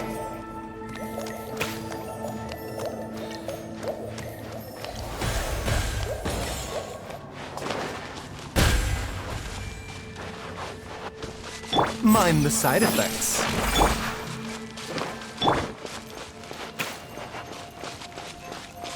Not good. More monsters. We shouldn't waste our time on them. Here! All eyes on me!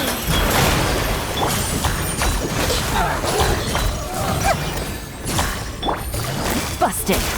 The doctor will see you now.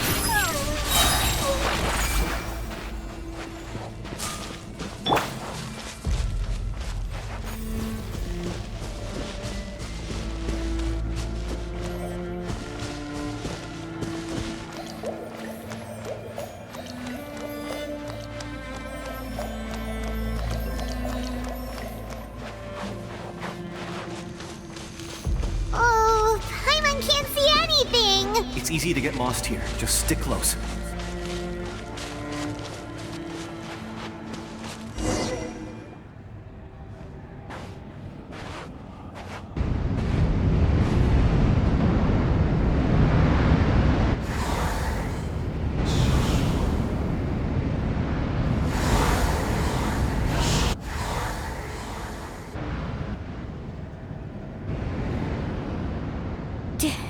Did you hear that? What? Never mind. It was probably just my imagination. Don't scare Paimon like that! I heard it too. It was a voice from the abyss. What did it say? Doesn't matter. It certainly doesn't harbor good intentions.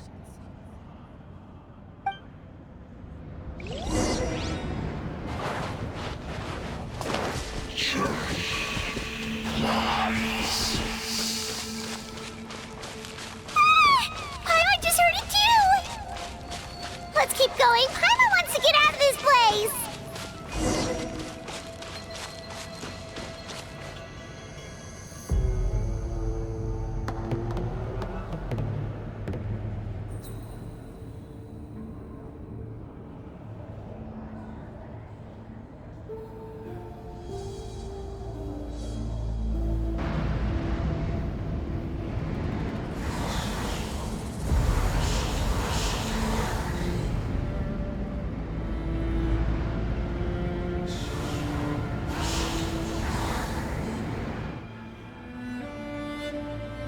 We're here, Kachina! Mualani? You made it! Looks like our reunion will have to wait until we take care of these monsters. Good idea. Let's go! Let's go, Twirly!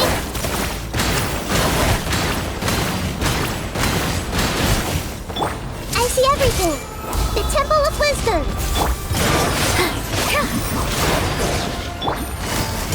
Quietly now. Here comes the catch. Mind the side effects. Taking a turn for the better.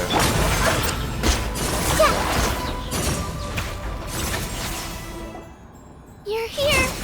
You're finally here. Thank you so much. That monster can appear from anywhere.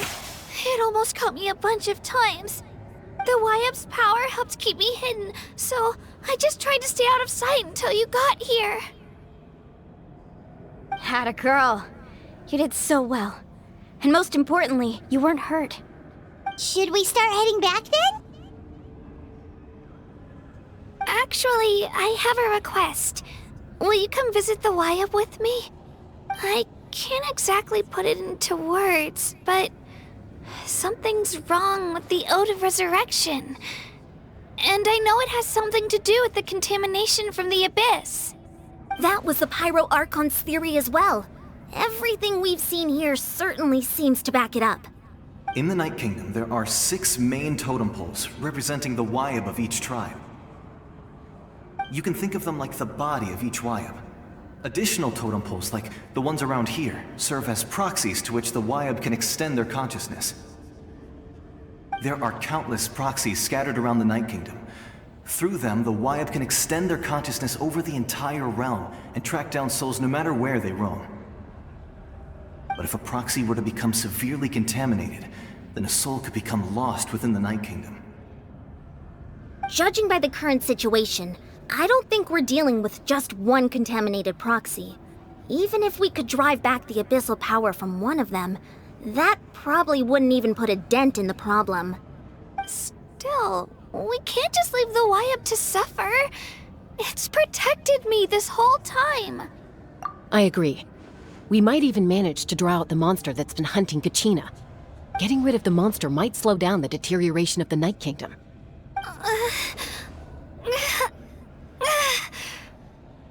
Kachina? What's wrong? Nothing. Just a headache. And that voice again, telling me to abandon the Wyab and leave this place. Maybe we really should leave. Kachina's already been here for too long. No, I'm fine. I don't plan on listening to that nonsense. I can hold on. Just up ahead. I'll lead the way. Besides, I can still fight, so please, help me out a little longer. Listen to me, Kachina. We'll come with you, but that's because we want to help the Wyab, not because we have something to prove. You don't have anything to prove either. It's okay if you reach your limit. We'll be there for you. All right. The sooner we get this done, the better. We've already come all this way, so we might as well try to get to the bottom of this. Let's go. This way. I'll stay here and try to stall the Abyss monster. All by yourself? That's too dangerous. It's all right. I may not be as strong as that monster, but I'm definitely more familiar with the area. Besides, I don't have much time left. If you're anything like my friend, I'm sure you're not particularly fond of goodbyes. So go. Achieve your goal, and return to the world where you belong. Thank you for everything. You're a true hero. Thank you. No one fights alone.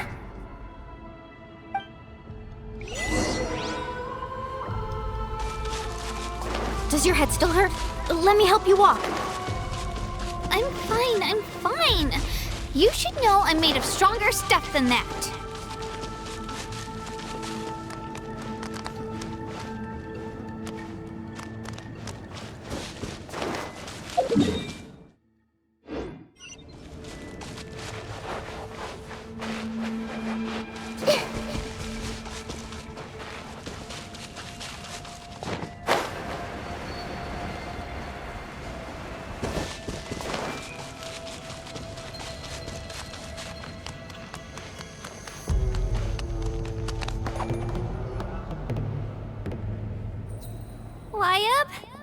Wyab! I'm back! My friends and I are here to heal you. Wyab, can you hear me? Wyab?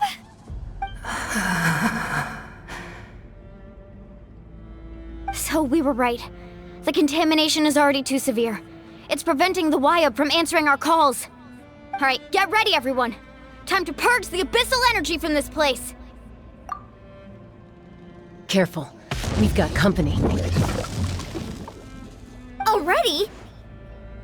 You really think that puny soul could slow me down? Courage in the face of futility is pure folly. He tried to get in my way, so I disposed of him. You killed Malcolm? He would have dispersed with or without me. Rather than worrying about him, I would urge you to focus on yourself. You may have defeated others of my kind in the past, but underestimate me now, and it will be to your peril. No, The power of the Abyss is intoxicating. The destruction it seeks captivates like a masterful work of art. I strive only for the opportunity to see it up close. I thought this naive little girl was an exception, but it turns out humanity is full of lambs willing to offer themselves up to the slaughter. That is the tragedy of your short lives. You understand nothing of all-encompassing power. Ancient names, pride, friendship, all empty ideas invented to give you a false sense of self-worth. They possess no power at all. The Pyro Archon created those grandiose ideals out of pure selfishness. Anything to avoid sharing power. Anything to avoid handing over the primordial gift to ordinary people like you. Don't believe me? Then ask yourself, why is the Pyro Archon strong beyond measure, while you, Kachina, remain so pathetically weak?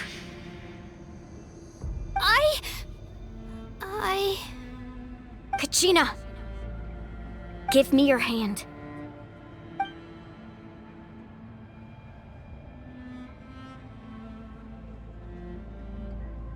Feel that? I'm right here next to you. Thanks, Mualani. You're right. I have nothing to fear. Because I'm not alone anymore. You're right. Maybe comforting ideals don't have any power. But you also couldn't be more wrong. You've never had to work for your own strength, so you will never understand the true source of our power. What? The courage we have to stand before you and not back down? It comes from our friendship. The power lies not in the ideal itself, but in our commitment to upholding that ideal, and in our decision to stand together and fight! Well said! Let's go, Kachina.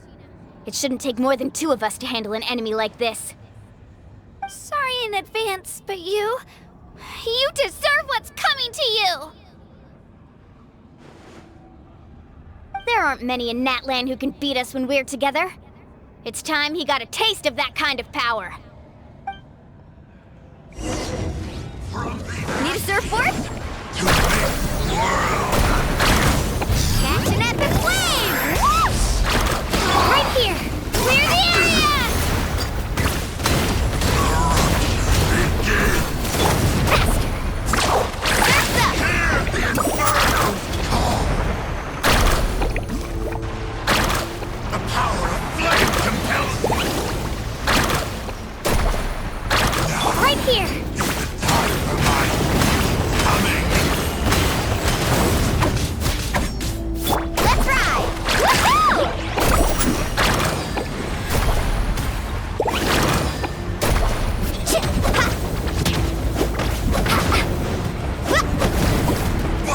Carving waves! Check this out! That's the launch! All my strength! Yeah! We won! We actually won! That's what he gets for underestimating you two. Fantastic work, Kachina! Absolutely fantastic! This makes me so unbelievably happy. I'm happy too, Mualani. Together we really are unstoppable!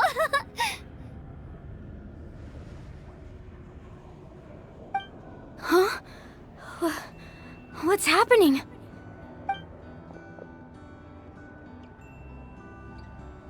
My ancient name is glowing?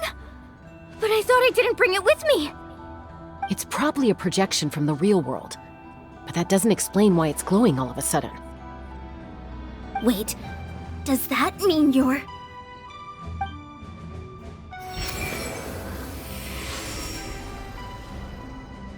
That was a bold move, diving headfirst into the fire to save your friend, especially in a place so overrun with abyssal corruption. Still, seeing you pull it off, was really something. Everything you said was exactly right. As isolated individuals, we stand no chance against the power of the Abyss. It took years' worth of scars and lots of unnecessary suffering for me to understand that for myself. The Pyro Archon's plan will unite us as one. Everyone has a part to play. Only then will we have the power to defeat the strongest of foes. Who are you? Tupac, a warrior from the people of the Springs. I fought against the Abyss during the invasion 500 years ago. I've heard that name before. You were the giant who saved all of Natlan. Since you were able to awaken my words from your ancient name, that means you have fully embodied the aspirations of the Wayub. Under the name Umoja, you shall unite the tribes and save Natlan from its impending doom. Me? As long as blood still runs through your veins, even the tiniest spark of steel against stone can ignite a flame. Its blaze will become one with our vision for Natlan. Even amid everlasting darkness, our bonds remain eternal.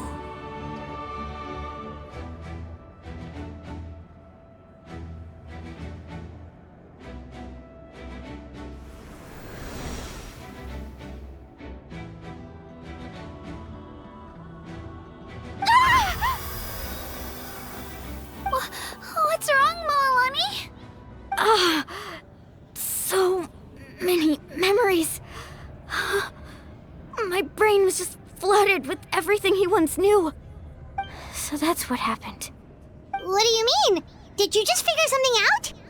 500 years ago, they foresaw the very crisis we're facing now. Efforts to save Natlan started all the way back then. We can go over the details once we get back. We shouldn't linger here longer than we have to. I know bits and pieces, but I had no idea Mualani was also part of the plan. This sounds like something that's going to need a lot of explaining. Let's focus on saving the Wayub first.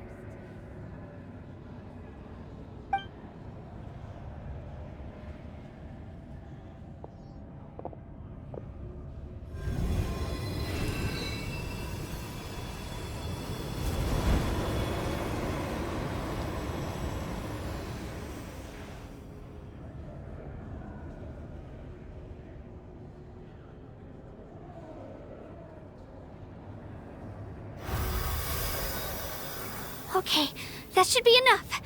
Wayub? Wayub? Can you hear me?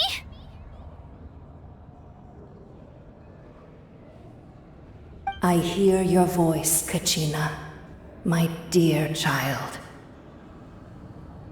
Great.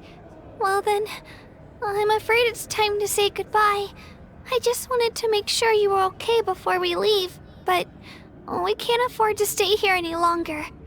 I was going to ask why you bestowed an ancient name upon someone like me, but it's okay.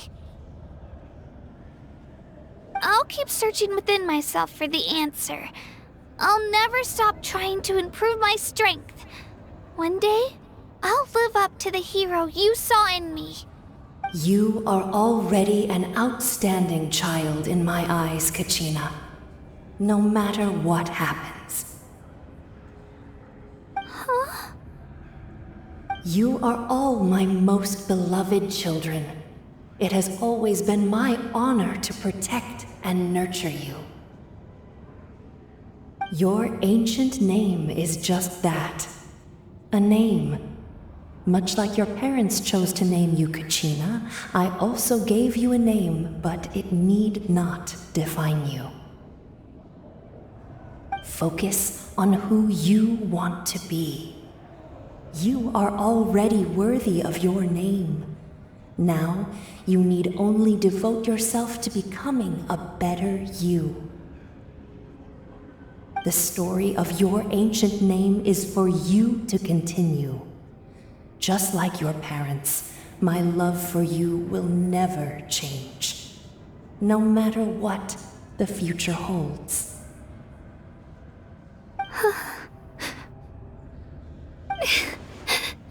Thank you, Wayab. It gladdens me to see the Pyro Archon's plan move another step towards completion. But it is time for you to leave this place. The situation here is getting worse. Go now, my children. Save Natlan on behalf of all you hold dear. I know we've never met before, Wayab, but I just wanted to say thank you for encouraging Kachina. It was exactly what she needed to hear. Whoa! What's going on? An earthquake? We're out of time. It's the power of the Abyss. Quick, we need to run!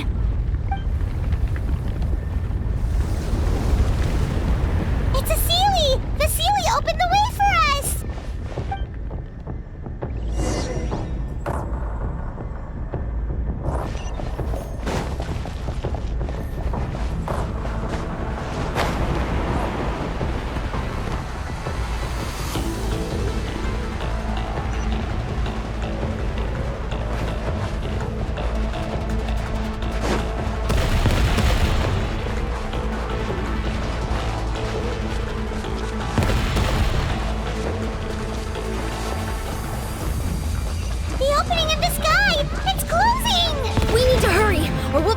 Here!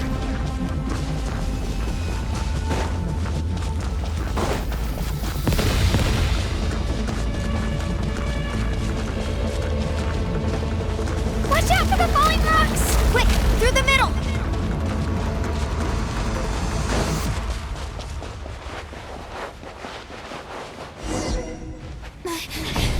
Come on, faster! We'll never make it!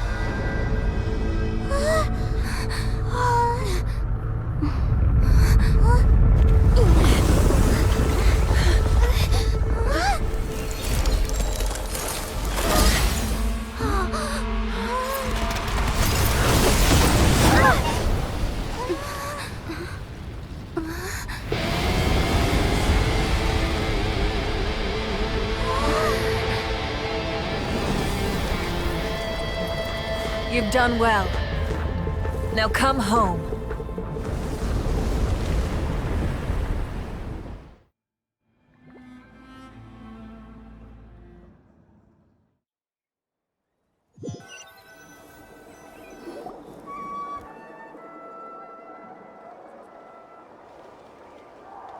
We're back! The Pyro Archon saved us. But she's not here. Yeah, didn't she say she used it all up? She's still in the speaker's chamber. What we saw in the Night Kingdom was just her consciousness.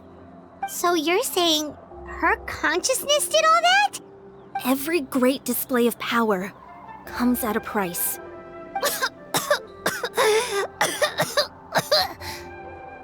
You must feel terrible, Kachina. Just hold on. We'll get you to a doctor soon. Let's get back to the stadium. The Pyro Archon said she'd have a doctor waiting for us. I recommend getting a full checkup, just to make sure no damage gets left behind. Paimon feels okay. What about you, Traveler? Right. You always seem to do pretty well against the Abyss. Let's get going. We need to share what we learned in the Night Kingdom as well.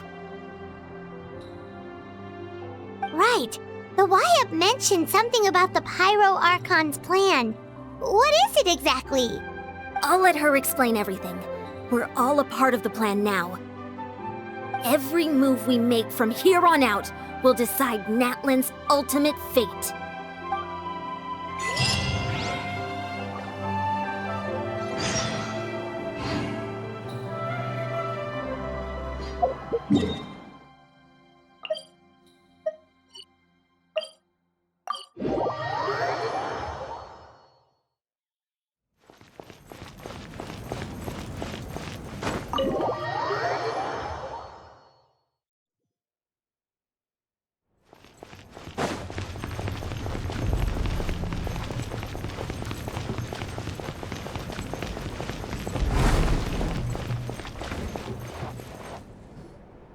Huh. There's a lot less stuff here than before. It's good to see you all here in one piece. I know you must have a lot of questions, but let Koichi check you over first. It's best not to let any lingering effects of the Abyss go untreated. Thank goodness you made it back. I came here as soon as the Pyro Archon told me about your plan. Take a seat, everybody. I'll examine you one by one.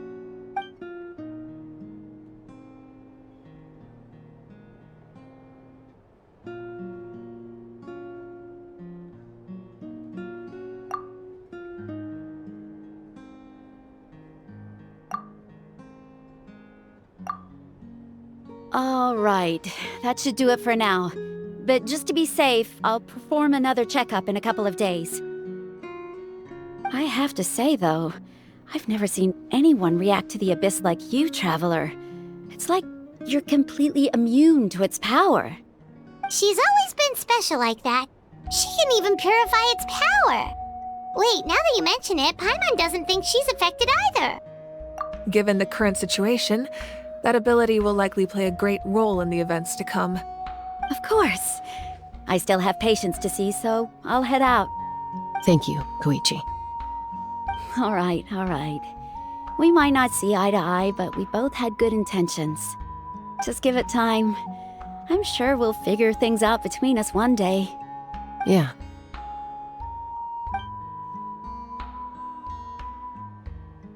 All right. There's so much to discuss, I don't even know where to begin. You've seen it for yourselves now. The devastation in the Night Kingdom. I'll get straight to the point. Natlan is on the verge of destruction. It's very possible our nation has less than a year before total devastation. Huh? No. That can't be true, can it? That's right. But I've only ever disclosed that fact to the handful of people working with me to save this nation. Our looming destruction is not a recent development, but the inevitable conclusion of the disaster the Abyss initiated 500 years ago. Mualani told us a little bit about that. 500 years ago, all the nations of Teyvat were invaded by the Abyss. Unlike the other nations, Natlan never had stable and deep-rooted ley lines, so we suffered the worst of the invasion. The battle against the Abyss was exceedingly long and brutal. In the end, victory came at the cost of our civilization and countless lives. Even then, it took centuries of solving the disasters caused by the Abyss to finally achieve the peace we know today. And still, this is but a superficial victory.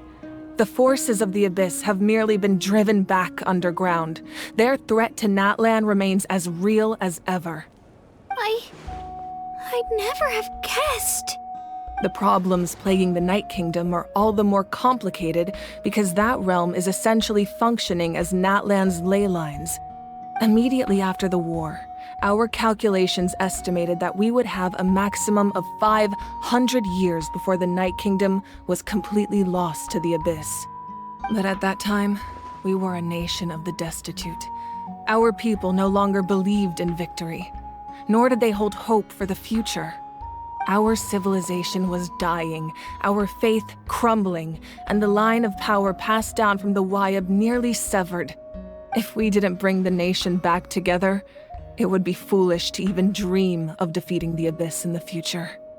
So, the Archon had a long and involved discussion with the heroes of each tribe, and finally came up with a 500-year-long plan to save Natlan. So that's what happened. After finding Kachina, I encountered a strange figure who gave me a series of new memories. Since the plan was mentioned in those memories, I guess I've been chosen to play an important role in it. But there's still something I don't understand. Those memories showed me the Pyro Archon from back then. And it was you. Huh? But that doesn't make any sense. The Pyro Archon is supposed to be human. It's impossible for a human to live that long. That's right. The hardest thing for humans to overcome has always been time. Or rather, the natural limitations of our lifespan. A god can extend a human's life by using a certain amount of divine power, or subjecting them to a curse. But, as we all know, Natlan doesn't have gods like that. We can only rely on our own methods. A human life is like a flame destined to be extinguished. 500 years ago, I placed my life within the sacred flame. Only by dying before my time could I have the chance to wake up again. So, in other words, this is your second life? Yes. We only managed to defeat the Abyss all those years ago because the tribes came together as one. If the Natlan of the future was to have a fighting chance, the Pyro Archons that came after the war had to rebuild the decimated tribes. The goal was to reunite the people and restore the strength of each tribe's Wayab. Once a tribe was back to its full strength, the tribe's Wayab would select a hero, indicating the tribe was once again ready for war. The Chosen would then stand by my side in defense of our nation, just like great heroes of old 500 years ago. So that means I'm one of the Chosen? That's right. You bear the ancient name Umoja, the same one held by the hero from your tribe 500 years ago. It means unity. After your adventure in the Night Kingdom, I trust you've come to fully understand the meaning of that name. So in other words, you always knew who the Wayab were going to pick from each tribe? Yes. According to the plan, each tribe was supposed to have been fully restored by the time I awoke. But something went wrong along the way. The 6 heroes successfully inherited the ancient names from 500 years ago, but the intel regarding the plan wasn't passed on to them. Once again, it comes down to the deterioration of the Night Kingdom. Communication between the Sacred Flame and the Wayab has been blocked. Just like how the Ode of Resurrection failed to bring Kachina back. Exactly. It's just another tactic the Abyss is using against us.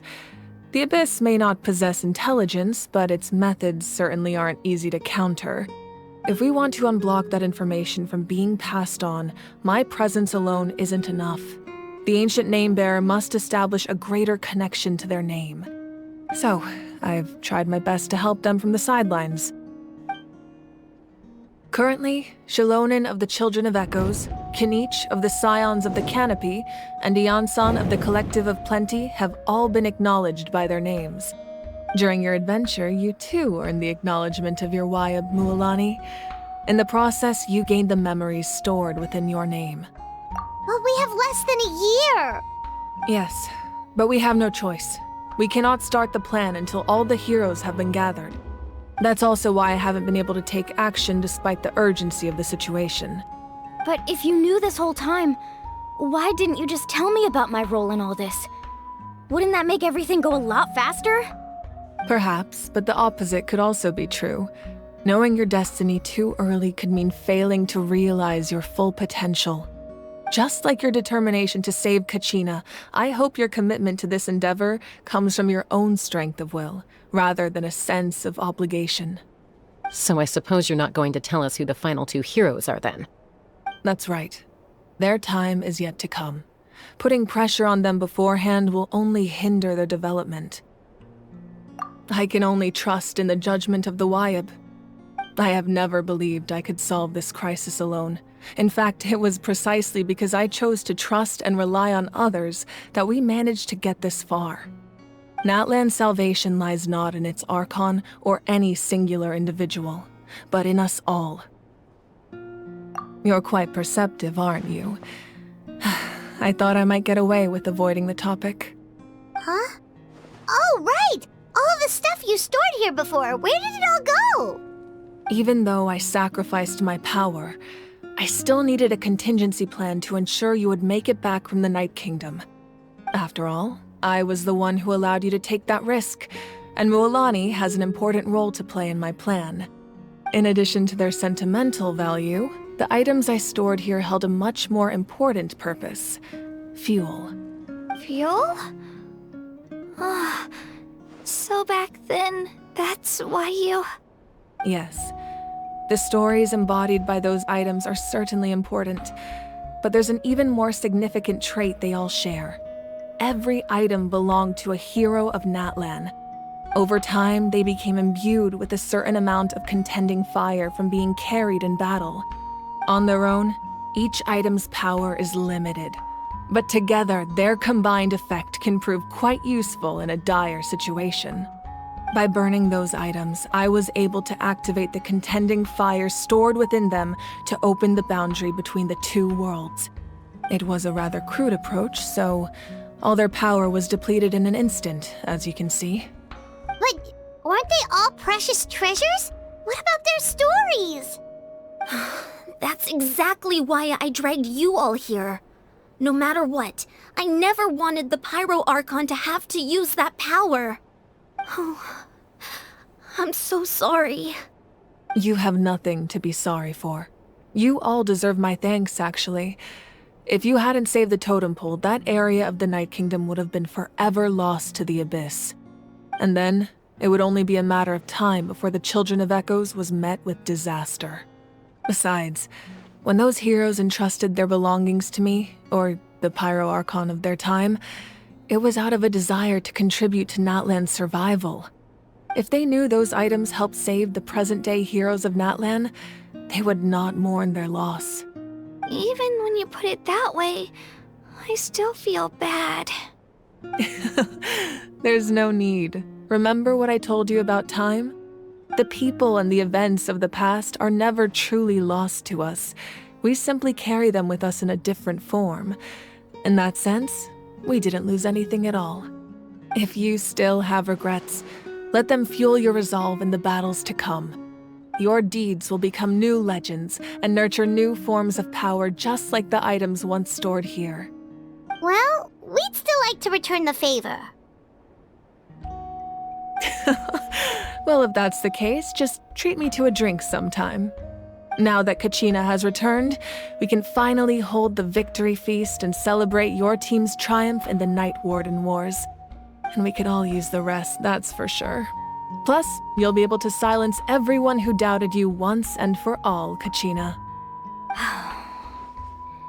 Still, now that I know the danger we're facing, having a victory feast doesn't feel right.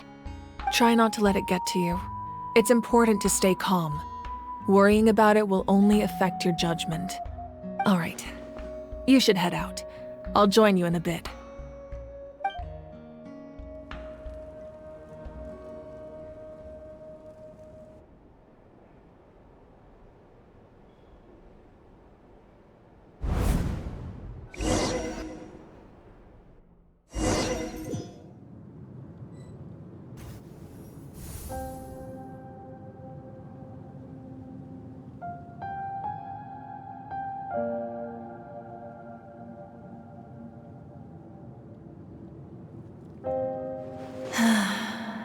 When I was young, I used to sit by the hot springs and listen to the stories of warriors from all over Natlan. They attract people from all walks of life. Friends come easy here, no matter what tribe you're from. The people of the springs have never claimed the hot springs as their own private property. They are there to bring all hot spring buddies together. It's been really nice, seeing the children of my tribe get older. It's helped me gradually understand the true value of the springs. I've witnessed their energy, their determination, their absolute passion for life. Even when they cause trouble, I never managed to hold on to my anger for long. It's unbelievable how quickly they worm their way back into my good graces. I'm certain Mualani will become a great warrior when she grows up. She possesses infinite potential. I can see it. One day, when I'm no longer in fighting form, I'll come here and tell stories to all the children, just like those warriors did for me. So, you better get busy, Pyro Archon, or I'll end up running out of stories.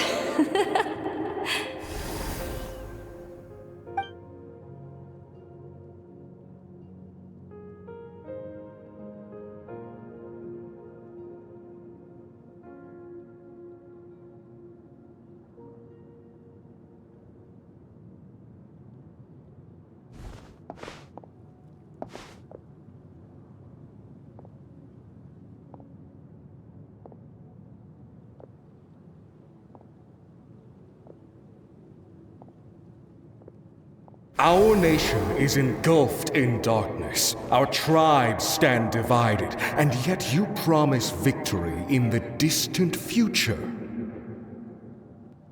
The Abyss is a cunning enemy, one that I faced in battle many times. Were that not the case, I would never understand exercising this degree of caution. My rage will never know absolution. Then my power will no longer aid you in victory. But you came to me because you knew you could convince me with just a single sentence. I understand your choice. The heroes of today will forge the path ahead with blood and fire. Just remember to earn us the victory we are owed. Otherwise, rest assured, I'll find a way to collect the debt. For Natlan.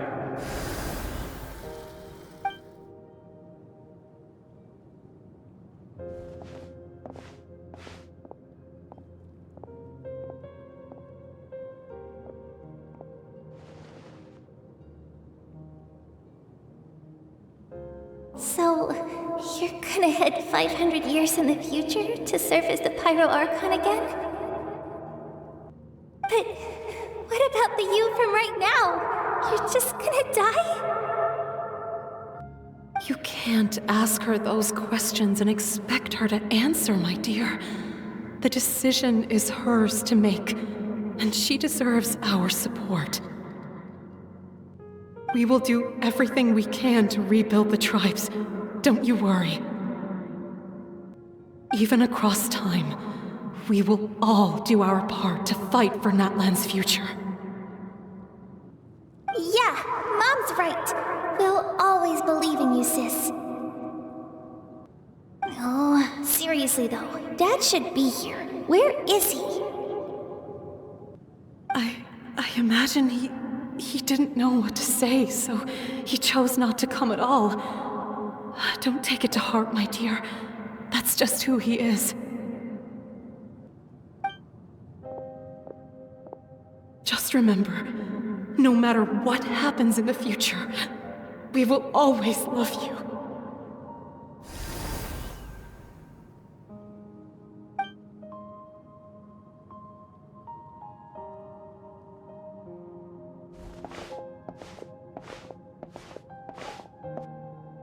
I'll come find you one day. I know I can't live that long, but I'll think of something. There has to be a way for us to meet again one day. If there's an answer out there somewhere, I'm gonna find it. So, don't forget about me.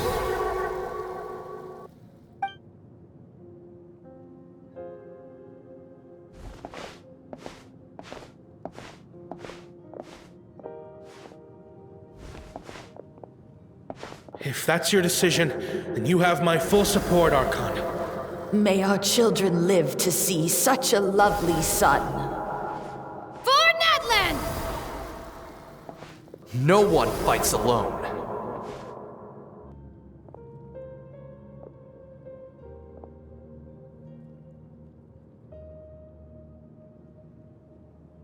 The rules are my legacy. They shall grant us the strength to overcome the next tragedy. War forged the 6 tribes, taught us how to fight, instilled in us what it means to love. Who will be the one to bring this to an end?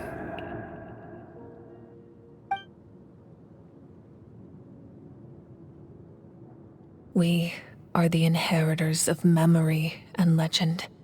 Those who grew alongside sun and wind. Those who forged our own destiny and future. That is Natlan's fire. The lifeblood of our nation.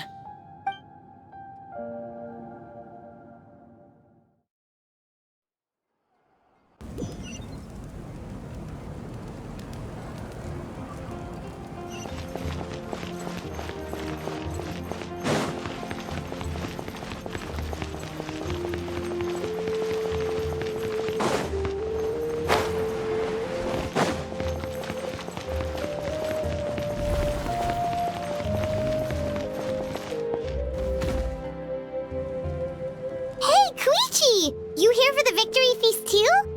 Oh, no. I knew Chaska would be here, so I just came to deliver some medicine.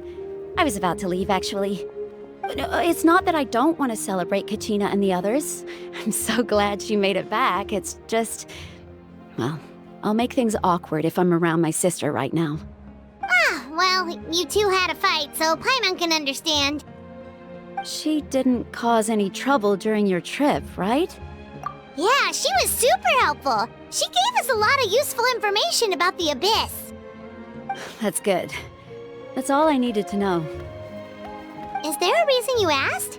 You were pretty outspoken when we first met, but now it's like you're holding something back. Maybe it seemed unreasonable, picking that fight with her before you left, but I did it for a reason. Her impulse to fight is extremely strong. Her mental strength helps her rein it in, but she still loses control sometimes. I had no idea what you might face in the Night Kingdom, so I didn't want to take any chances. So what you're saying is...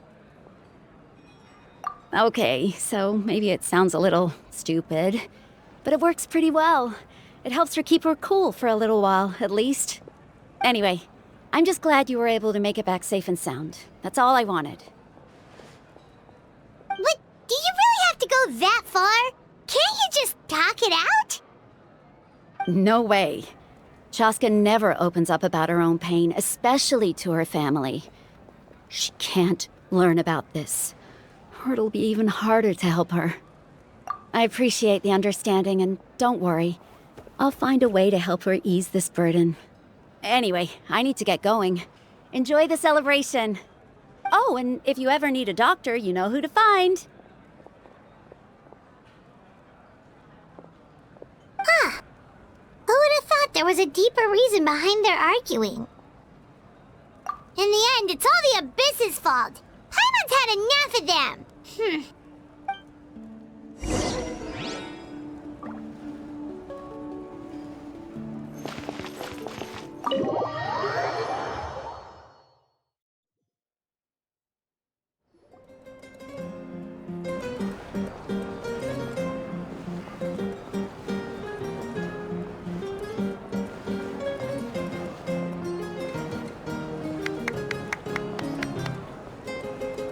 Let's give a huge round of applause to our brave young warrior, Kachina!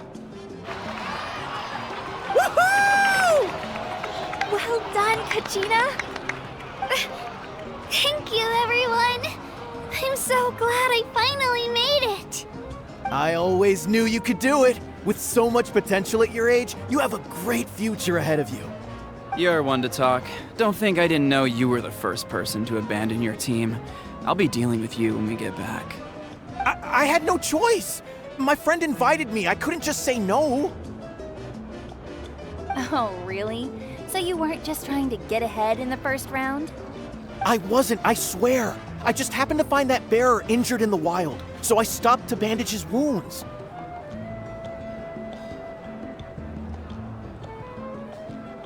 When he insisted on repaying the favor, what was I supposed to do? I'm just one person. I figured Kachina would have no trouble replacing me. But the fact of the matter is that after your departure, everyone else started thinking about swapping teams too. I'm really sorry, Kachina. It was wrong of us to abandon you like that. It's amazing that you still made it all the way through to the Night Warden Wars. That's the highest honor. So, what about you guys? Did you make it far? Our team captain drank too much the night before the competition and turned up late to the stadium on the day. We got disqualified.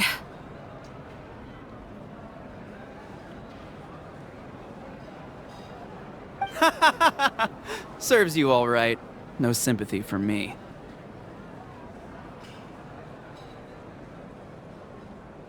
All right. There's no need to be like that, Uncle Pakal. Dear friends, I'd like to say a few words. Firstly, I'm grateful to my friends and our great Archon for helping to bring me back. This traveler and her companion Paimon are some of the strongest people I've ever met. If they were allowed to participate in the pilgrimage, I have no doubt that they'd win the whole thing. They've agreed to let me learn from them. With their help, I believe I can become even stronger still. And let's not forget my good friends, Mualani, Chaska, Kanich, and Dion-san. They all helped the Traveler and Paimon figure out a way to bring me back from the Night Kingdom. They too deserve to be called our heroes, so please give another round of applause for them. Thank you so much. Well said! I'll drink to that. How does it feel being a hero, Kachina? To be honest, it's a bit overwhelming. It all just feels so surreal. Well, you better get used to it. Next up, undefeated champion! Hey, please don't make fun of me.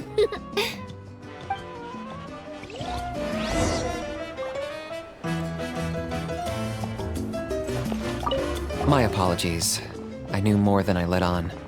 Everything comes at a price, and most heroes aren't people who set out to become a hero. If you cling too tightly to your goal, you end up losing things that are far more precious. But in any case, we're now on the same page. I wonder how long before the two final heroes appear. From the Flower Feather Clan and the Masters of the Night Wind.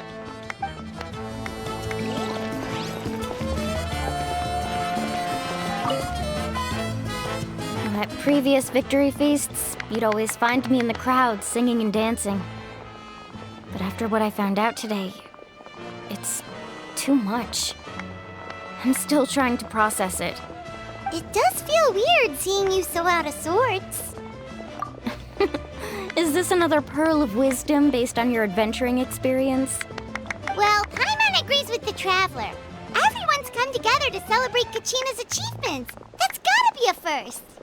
You're right. Kachina looks really happy. And now I'm being the moody one. Ugh, enough doom and gloom. Time to shake it off.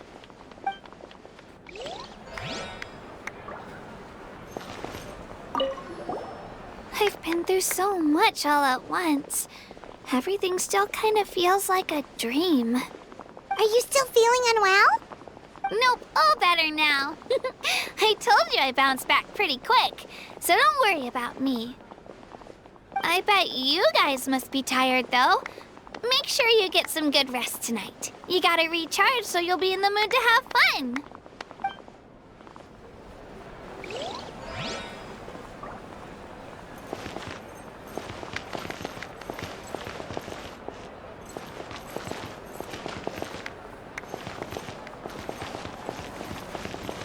It cost us a lot, but we got Kachina back safely, and that's what matters.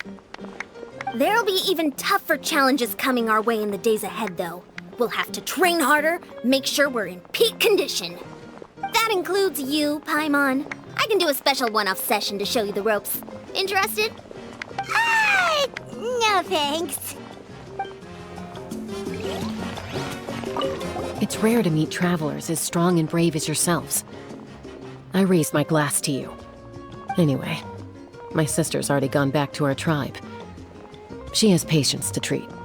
Oh, we actually ran into her on the way here and, well, Paimon just thinks she really cares about you.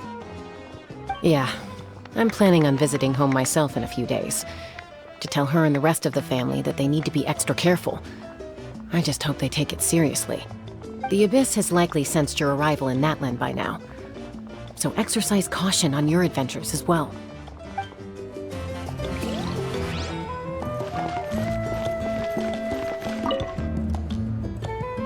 You're here. Have some fruit juice. I got it specially for you two. How did you know? That's Paimon's favorite! You look like you've still got questions. Ask away. Because they had their own lives to live. The thought of telling them, abandon your families and everyone you love, and come with me to the end of time, for in 500 years Natlan will be destroyed, it seemed too cruel.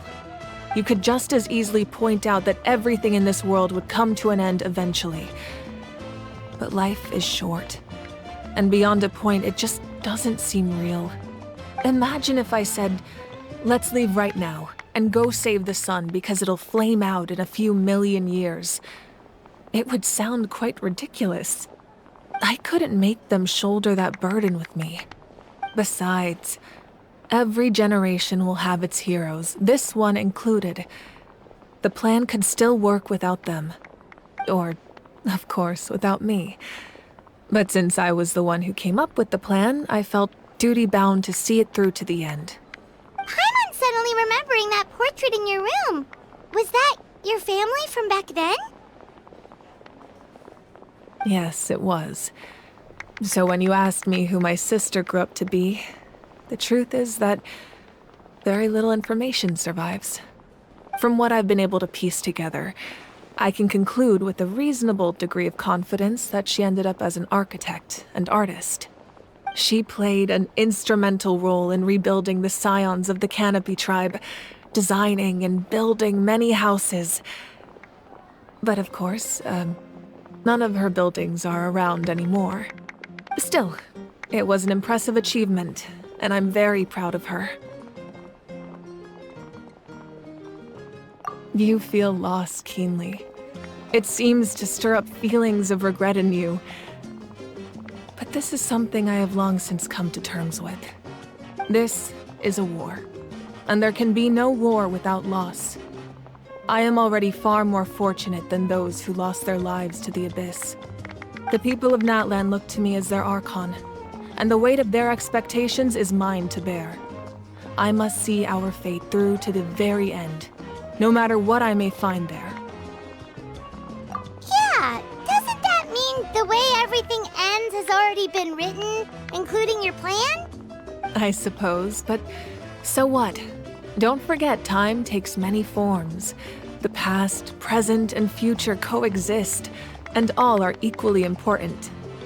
Even if the future ends in destruction, there's still no reason to give up on the here and now. And it's precisely because we humans cannot know our fate that we will never give up on our struggle. This is a pivotal moment. We are still 2 heroes short. Well, 3 to be precise. There's one further hero who I'm hoping to get on my side, whatever it takes. Your resistance to the corrupting power of the Abyss is truly remarkable. It would easily make you an all-important figure in the upcoming battle. If you agree to join us, you will not only gain my full support in your journey, but I will also forge a brand new ancient name for you. Ancient names can be forged? They can. Several strict conditions must be met, but if they couldn't be forged at all, then the number of them in circulation would have long dwindled to 0. Possessing an ancient name would mean that your adventures in Natlan are recorded in full. Your stories would be remembered by our people for all the years to come.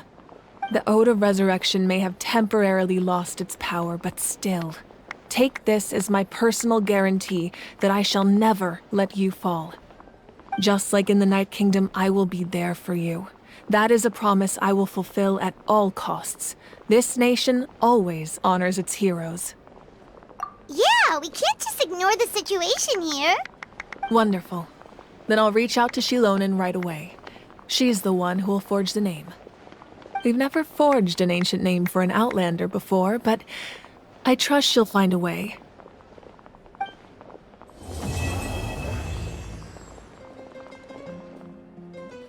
My lord, we've received word that the Pyro Archon has lost much of her power.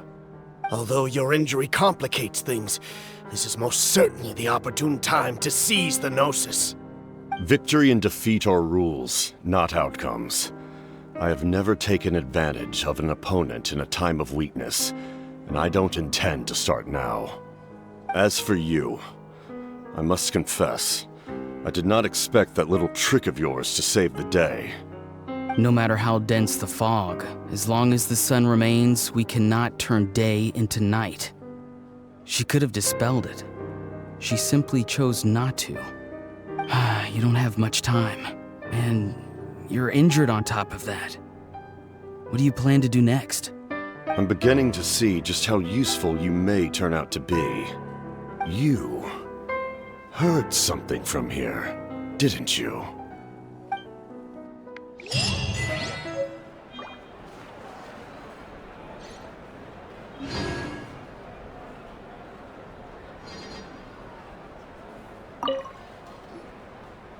Oh, something else you'd like to ask? Well, our intel suggests he hasn't made any new movements yet. Although Kenichi's investigation helped us confirm that he's being aided by someone from the Masters of the Nightwind. I'm getting closer to narrowing down who that may be, but it's still unclear whether this person aided the captain out of willingness or coercion. If you learn anything about this during your adventures, please let me know. Oh, something else you'd like to ask? The Abyss is the most formidable enemy in all of Teyvat. In the beginning, it took failure and tragedy to even begin to learn how to fight back. All of the methods you've seen in other nations were developed based on experience and insight passed down over generations. We know them to work, but few of us actually understand why.